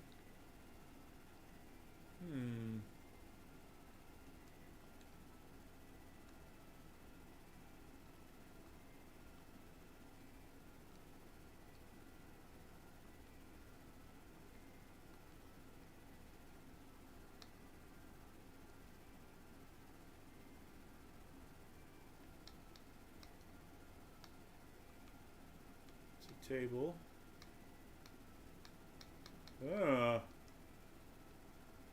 Nothing else in this room except that locked window that I can't see. That's a window that I can't see. There's nothing over here, as far as I can tell. Yeah.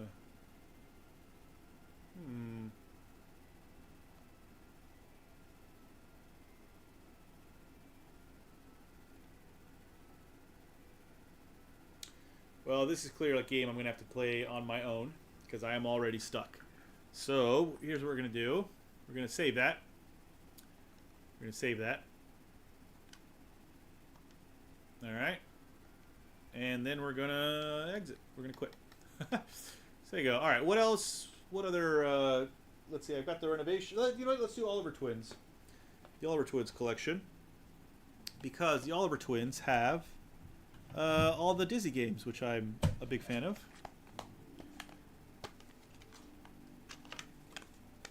Yeah, I did all of that, Yasuke, so I'm not sure why I wouldn't, that's how I was able to get the crucifix and all that kind of stuff. But I don't know. I'll figure it out some other day. So this is the Oliver Twins collection. Oliver Twins have a lot of the Dizzy games, as you can see, obviously. And as well as Super Robin Hood, and Dream World Pogi, and BMX Simulator, and Firehawk. So, the very first Dizzy game, if I'm not wrong, was none of these. Fantastic Adventures of Dizzy. I believe that's the very first one. And if I'm not wrong,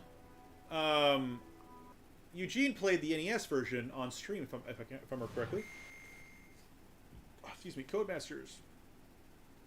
I don't have a Scooby-Doo either about it. English.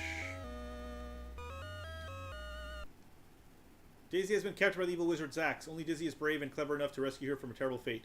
Leaving the safety of the Yoke Folks treehouse village, Dizzy sets out on his greatest adventure. So if I remember correctly, there's a lot of puzzles. You gotta get things.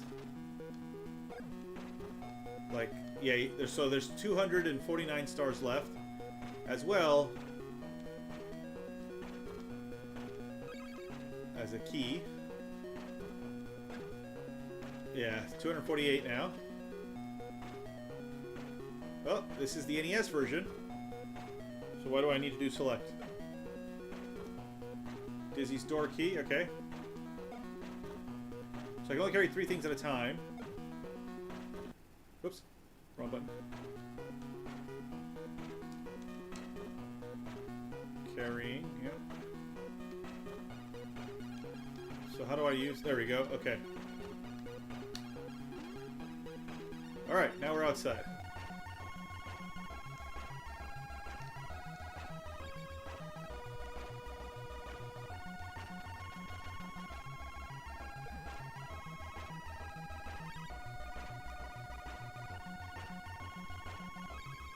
Oh no.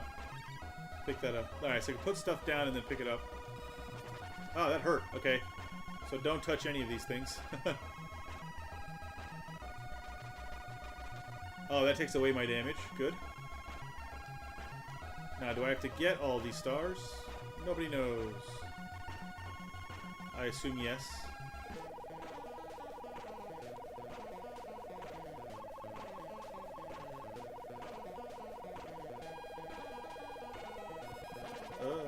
Ah! Well, I died. That hurt. 3 lives left. Humpty Dumpty's cousin twice removed, Dizzy. Game Gear Classic. As the NES version, though, yeah.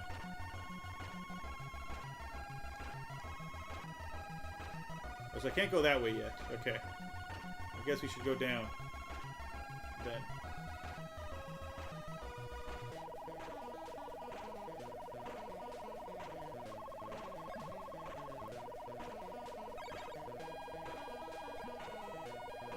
Hello. How do I talk to you? The key for Denzel's elevator, the key for the ground elevator, a large shrunk plank of wood. Oh, so the can I use the here? Is this the ground elevator?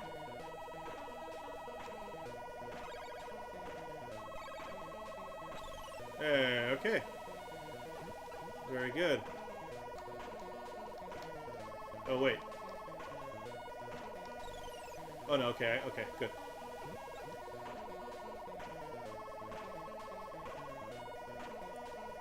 So who are you? What do you want?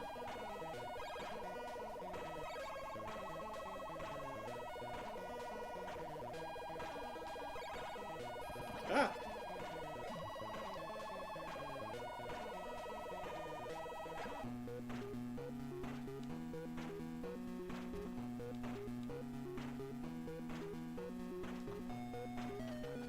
Ow. Oi. That was unfair.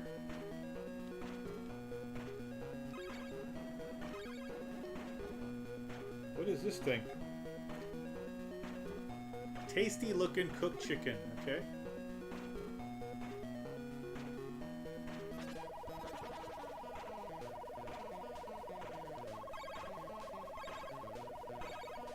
Nope.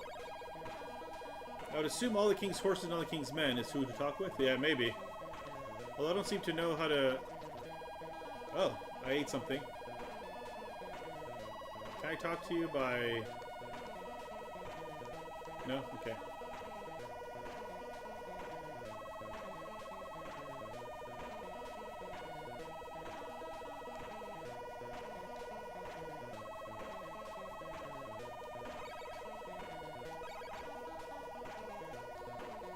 Okay, that's too far a jump, clearly. Alright, I guess we're going to the left, then.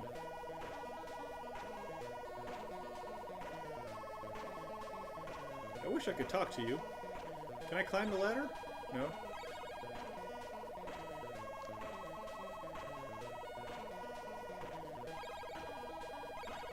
No. Dizzy versus Bubsy death battle? Probably Bubsy. Oh, what the fuck?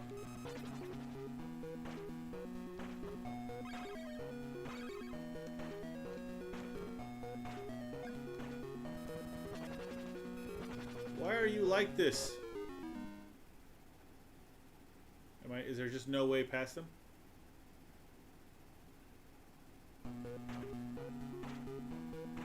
Can I push this thing?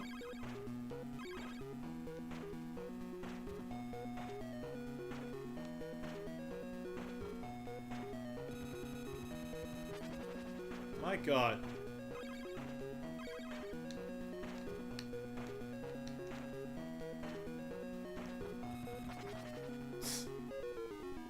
There's no way past this guy.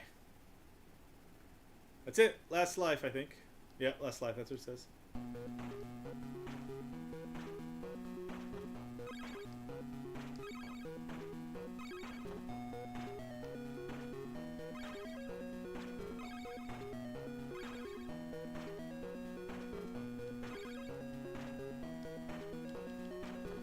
So wait, real quick. Oh, that's not the button. Controls. Move dizzy. Get, use, drop, talk, open. Jump. Status screen, start game. Okay, so A is to talk. Okay.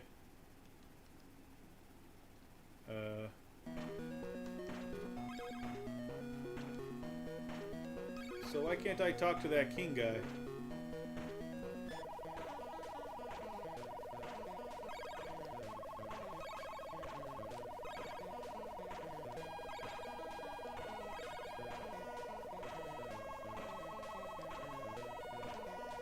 You have nothing to talk about, do you? Alright.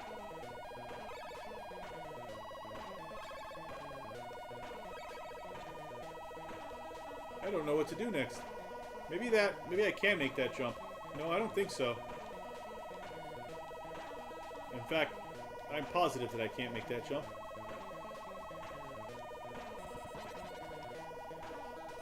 Yep. I knew it. There was no way I was going to make that jump. Alright. Oops.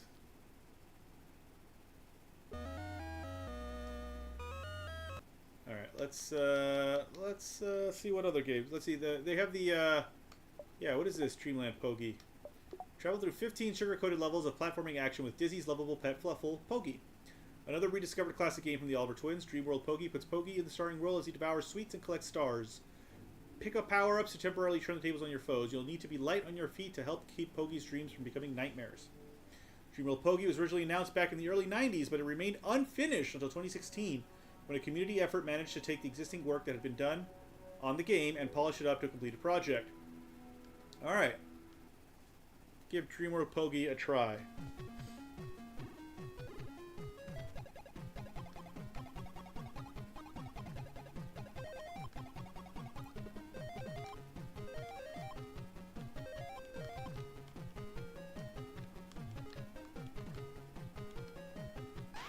Ow!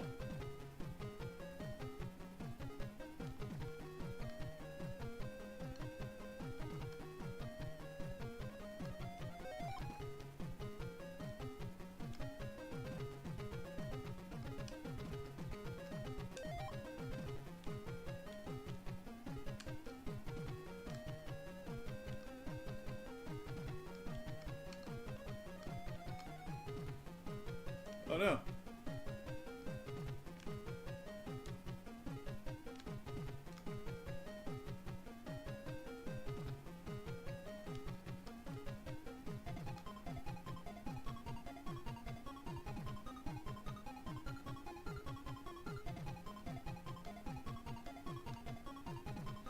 Oh, for Christ's sake. Oh, I could just...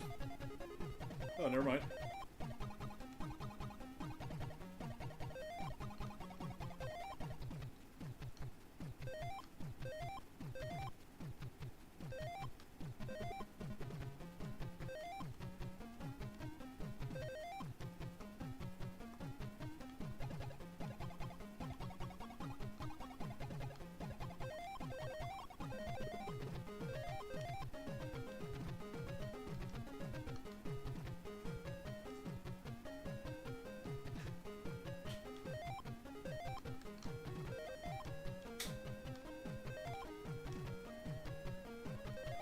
My goal is clearly to get all these stars, yes?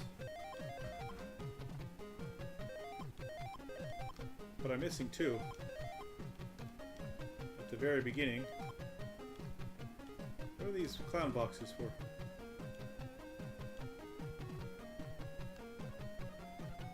What the hell?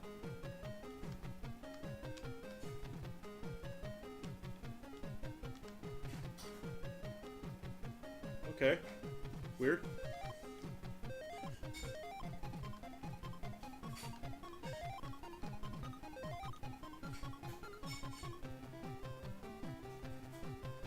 Oh.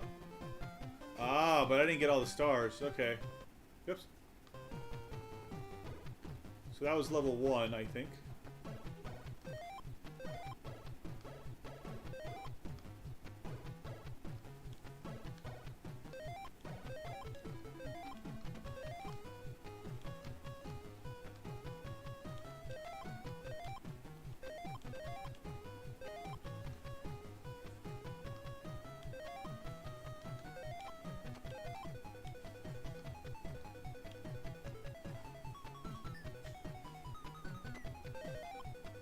Candy or something, I guess.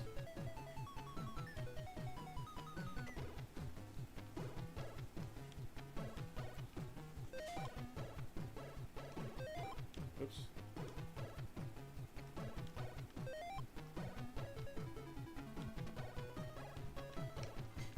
Ah!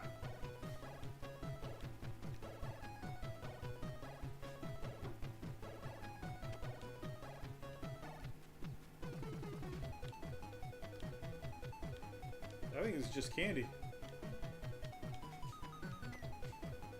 Alright.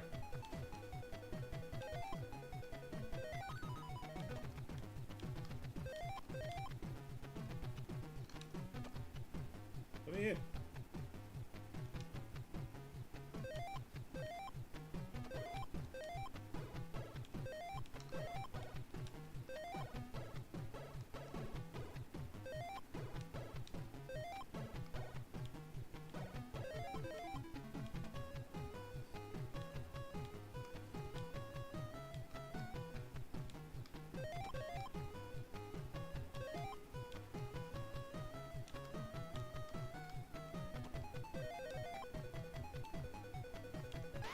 Oh no! Ooh, urns. Oh, don't bring me all the way to the back, to the enemy, the beginning, even.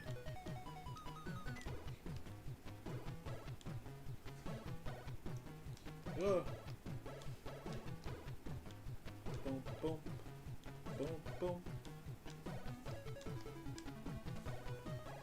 Ah.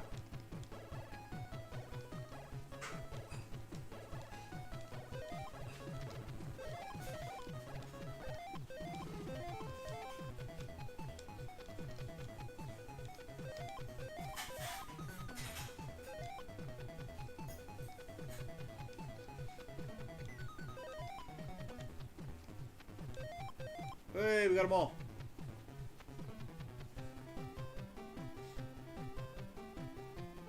Keys are run. Well done.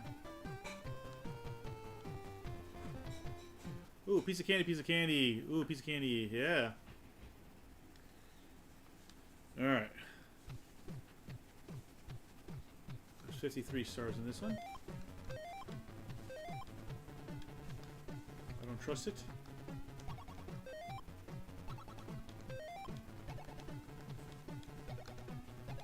Oh, you dick.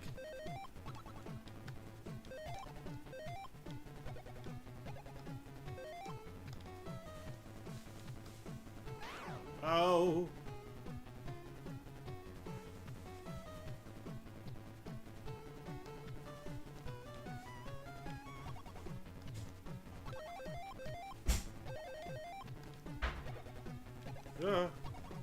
Oh my gosh.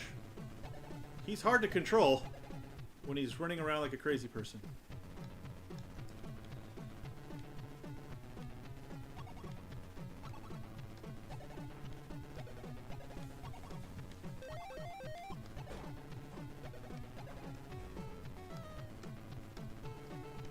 Ah!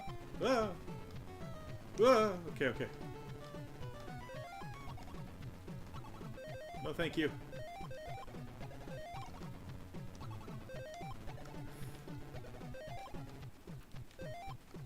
Fuck's sake. Ah!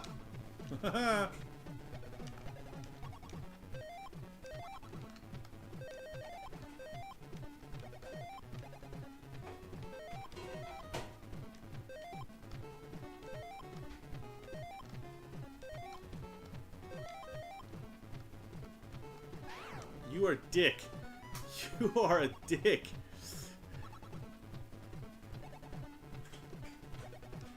Oh, that's what the eggs are, I guess. The eggs are like your... Whoops. Fuck off.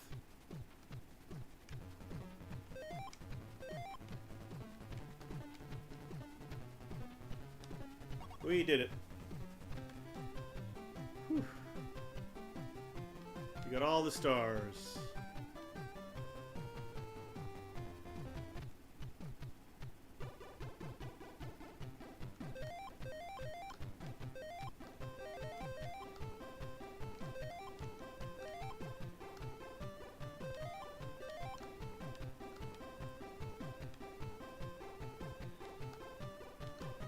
Oh! The eggs are the precious. Ah, game over. Alright, oh, hey. Yeah, why not?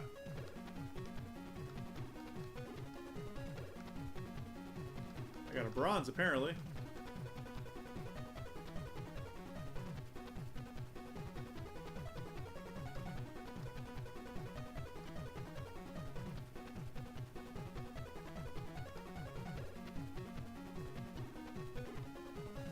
Hey, alright. Not bad. Oops. Keep forgetting where my A button is. Alright, not bad. Dreamland Pokey. Let's try, is there any other collection here that I want to quickly give a shot? Go Data East. Let me see. Interplay.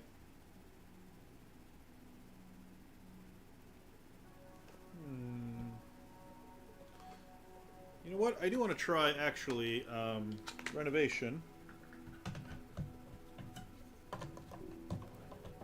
Well, this will be our last game, I think, because it's already past midnight. But I do want to try El Viento from the Renovation Collection, which also has Dino Land, Beast Wrestler, Arcus Odyssey, Exile, Final Zone, Gaeris, Granada, Sol Dis, Tracia, and Valis 1 and 3, which I played on the Switch earlier, a couple weeks ago. So I'm gonna try El Viento. I've heard things about El Viento. El Viento is a platformer for one player. The scene is New York, 1928, and the worshippers of the ancient evil wind god Hastur are attempting to resurrect their deity. Only one woman can save the day, Annette, a distant relation of Hastur, and the only human capable of conquering the wicked god. But first she has to deal with Vincenta de Marcos' mom. Did I play this? Actually, hold on. Let me... Hey, Eris. Let me very quickly check, because this feels like I have this in something else. No, this is the only one. Okay, I thought maybe... Suddenly it seemed familiar, but maybe just because I read this before. History. El Viento is the first in a series of 3 games that also include Ernest Evans and Annette Futatabi, the latter of which remained Japan exclusive. Annette's name is spelled differently between the games due to how El Viento was localized. Katie says, this is a tough game, but persevere and you'll enjoy one of Renovation's best titles. So let's give it a go. It's going well, Eris. I'm enjoying my new Evercade here. Tornado is approaching, with its huge funnel upright in order to create a dreadful world. The powerful tornado El Viento has just started its activities.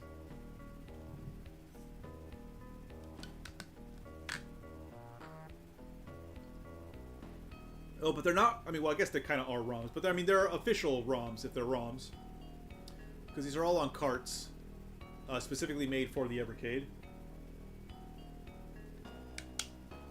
In 1928, in New York, the skyscrapers are about to be overwhelmed by the force of an evil dark world power. The fanatic believers who worship the devilish lord from the outer world, Hastur, are planning a ceremony summoning their lord.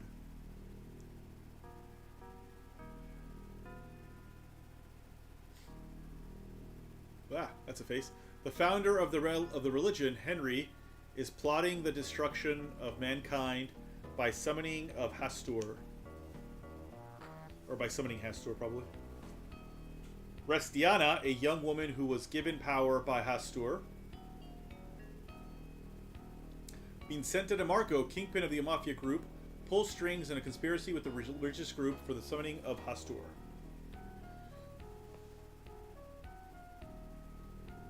It's a lot of... An evil lord is descending on the Empire State Building, a towering structure, the landmark in New York.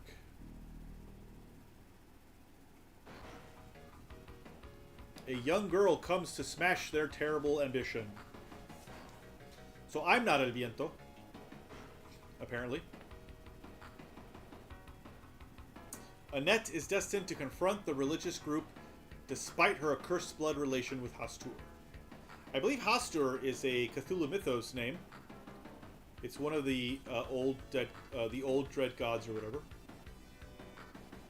Why do you stand in our way, Annette? Aren't we of the same blood as Lord Hastur? You are supposed to be on our side. Look at those anime eyes. Because you and I are human beings. Fierce battles have just begun in this evil-infested New York. Ooh, El Viento. Alright, press start button. Game start. We'll play a little bit of this before we quit. Alright, so... Oh, that's my jump button. Ow.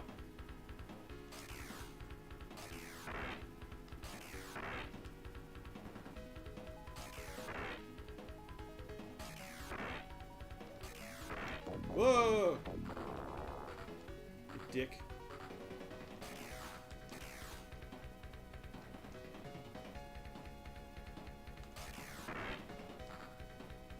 Ah!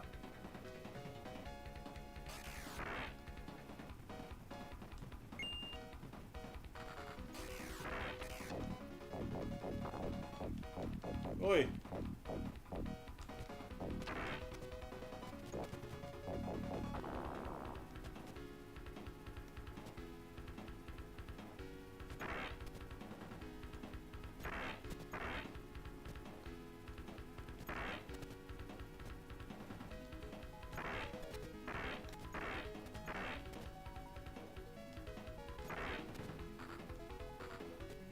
Okay. Kill them all. I lost half my HP there. Oh, fuck. Oh, you dick. Okay.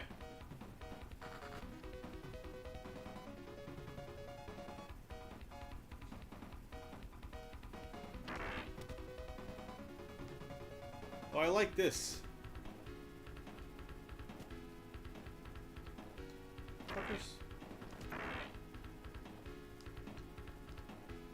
They're dropping chairs. Ow.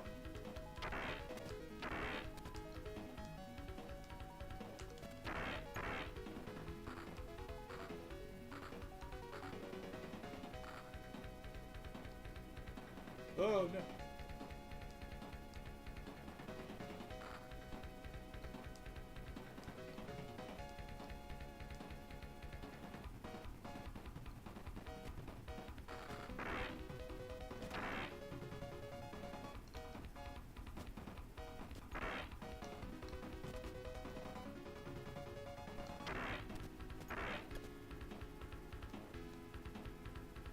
Okay, back on street level. Ah!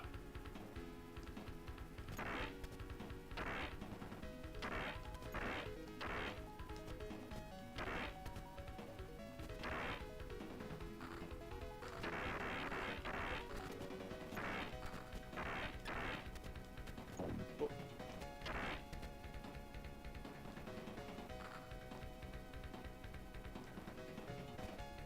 I see. Okay.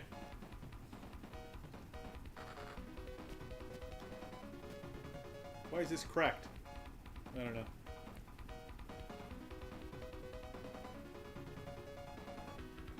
Oh no, okay. I did have to go up there.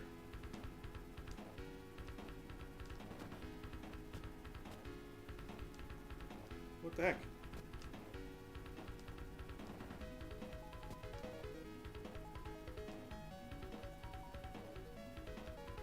I'm confused.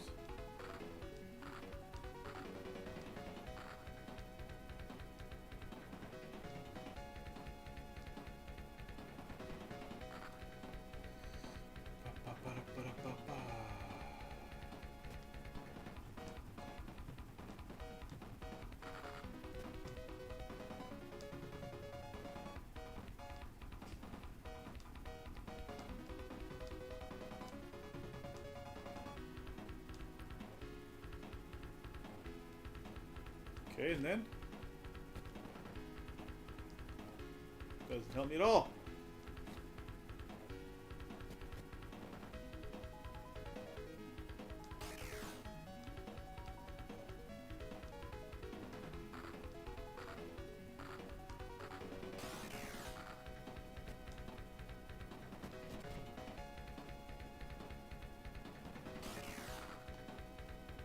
Oh, it's a door. Oh, I see. I understand. Ah, okay, okay, okay. I get it, I get it. That was a very badly... That's very badly... Ah!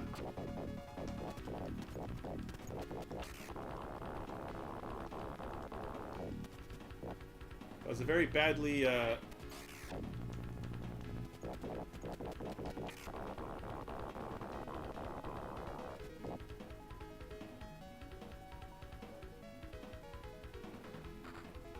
a very badly drawn door, basically. Because it didn't look anything like a door.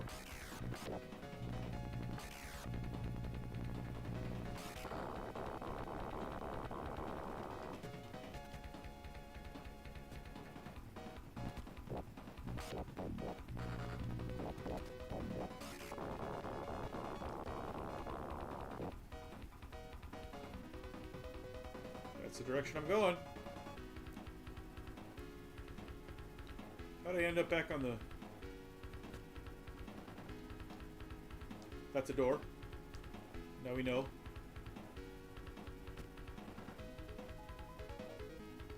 Ah, shit.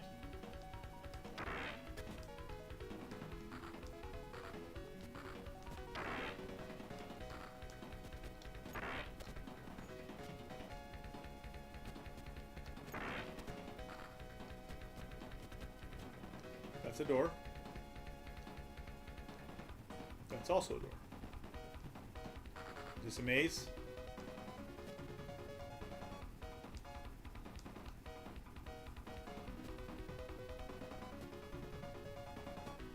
Oh, let's go to the other door.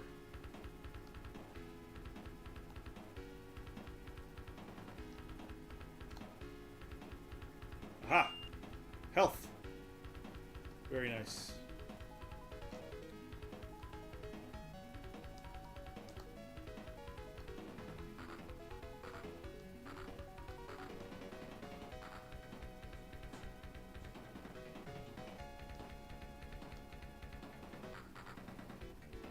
Ah, what the fuck?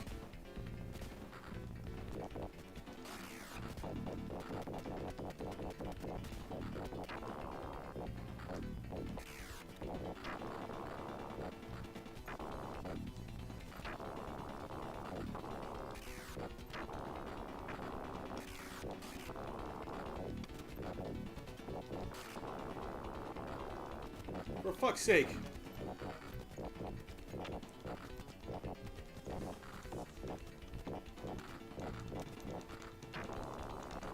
Oh my god. Barely. Way! Level 1 done. Long time no see, Annette. Vincente DeMarco, it's you who are helping Hastor's followers. Admit that you're doing it for money. Come off it or you will get into a mess of trouble. You are saying, for money. It is true that it is one of the reasons. Besides, I still have a desire to summon Hastor, which I failed to do 3 years ago. You must be crazy. Our world will come to an end if Hastor is resurrected. Whatever you may say, it will never change my mind. Go to Mount Rushmore and you will find something interesting. Alright, well, let's save here. Let's save here. Wait. Yeah, okay. Yeah, yeah, okay. Yeah, save there. So there you go. That's the Evercade. I like it. I'm a fan. I'm glad I got it. Because before I was only playing the Evercade cartridges on a very small handheld with a really tiny screen. Now I can play it on my big TV. You could technically connect it to the television, but the control wasn't, like, because you still have to use the handheld itself as a controller, and it wasn't super great because it doesn't feel great in the hands. This controller is actually, I mean, it looks funny. It looks like a funny controller, but it's pretty good. I enjoy it. It's fun. It's a fun little controller. The A and the B are in the wrong places, which is why I kept getting confused. But other than that, it's fine. Oh, hey, Lo. Yeah, I just played a little bit of El Viento right there, so that was fun. So yeah, it's fun. And like, you know, this, oops, I reset it accidentally, but that's fine. I still saved it. No big deal. Excuse me. So yeah, you know, I think Evercade is the most popular in Europe for whatever reason. It seems really, really popular in Europe. It's a lot easier to get carts in Europe than it is anywhere else. I keep having to check on Amazon because it seems to be the only place I can get Evercade carts here in this part of the world. And I have to keep looking to see which ones, you know, kind of drop in price, because when they first come out, they're like 40 or 50 Singapore dollars. So I have to wait for them to drop to like 30 or even 20 occasionally before I get them. But when I travel to Europe, which I've been very lucky to do these past couple of years, thanks to Felicia's job mostly, I've been able to find them a lot more easily in various places. And they're like, usually they're about 20 euro, 25 euro, you know, which isn't bad. It's not the greatest price, which actually, now that I think about it, is equal to about 30 or 35 Singapore dollars. Now that I think about it. Actually, no, I take it back. It's been more on par recently, the euro and the Sing dollar. I think the euros may be slightly better than the Sing dollar, so not so much. Not so much of a difference, I should say. But anyway, yeah. So I've been, you know, I've been grabbing more. So I'm looking now for the Atari Lynx Collection 2, which I don't have. I only have the number 1, as well as more of the home computer collections. I didn't even put in the Delphine collection or the Bitmap Brothers, which I have. Bitmap Brothers 2, but they both have, like, you know, older home computer games. The Delphine one has specifically like cinematic, quote unquote, cinematic games, including Another World and Flashback, which I own in other systems, but also Operation Stealth and Future Wars, which seem pretty interesting. And the Bitmap Brothers have 3, I think mostly 6 games in the Amiga, from the Amiga, which is again another system that I've never ever played before. So yeah, it's pretty fun, pretty interesting. And yeah, I'll be looking for more of these cards. I probably won't ever get like a full Evercade collection. I know people collect them, but I have too many games in other systems already. I don't need to like double up just to have the Evercade cartridge. It's not a big deal. The only reason I have those Atari cartridges is because I got them before I got Atari 50, which and like the most, and you know, there are a few games on the 2 Atari collections that aren't on Atari 50, but not a lot. I mean, it's maybe 1 or 2 per cartridge. So, you know, I think one of them came with the... Oh, no, that was the Namco, never mind. But I think they were cheap when I got them anyway, so it's not a big deal. But yeah. Yeah, there you go. So let me... So before I go, as usual, I will tell you what's coming up. So on Tuesday, Felicia will be rejoining me, and we'll be playing more Tiny Bookshop. On Wednesday, Ferdinand plays through his backlog. I will be playing West of Loathing, which is an RPG featuring stick figures, and it takes place in the old U.S. West, the old American West. And then on Thursday for I'll be playing and potentially finishing. I think I'm pretty close to the end, so I might be finishing Twilight Princess on Thursday. If not this week, definitely next week. And then a week from today, Felicia will be back, and we'll be playing. I think Felicia will be back. Let me check the calendar real quick. I don't think she has a meeting next. No, she does not. So yeah. So next Sunday, Felicia will be back, and we'll be playing more Layers of Fear. I think we're on Layers of Fear 2. The actor on the ship. So we'll be playing more of that next week, a week from today. So yeah, thank you guys so much for hanging out. Appreciate it as always. And again, before I go, let me see who else is streaming, and I'll send you in their direction. Elle is streaming, doing something. Retro Tiburon is streaming. He's doing another swap meet, I think, it looks like. K2J is streaming. MVL is streaming. And Karumi is streaming. Oh, hold on. I gotta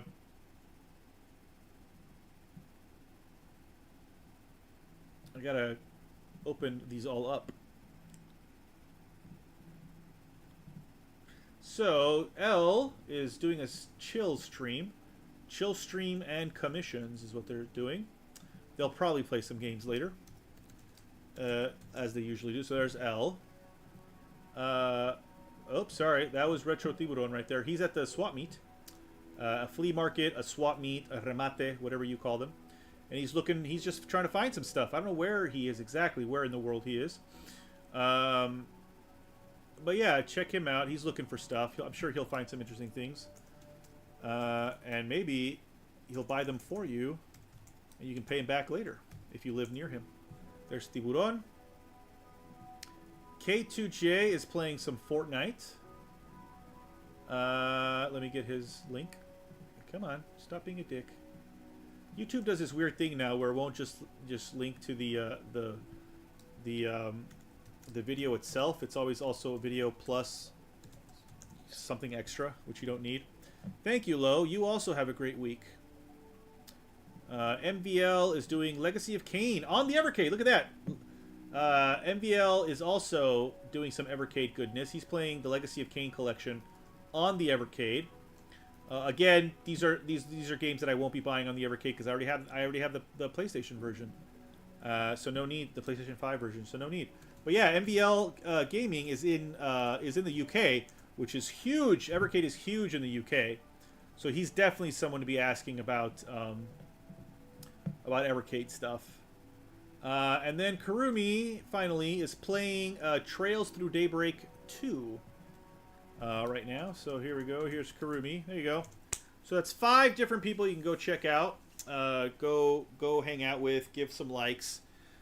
Enjoy what they're doing. And you will see me again on Tuesday with Felicia in tow for Tiny Bookshop. So thank you all so very, very much, and I will see you on Tuesday. Bye-bye!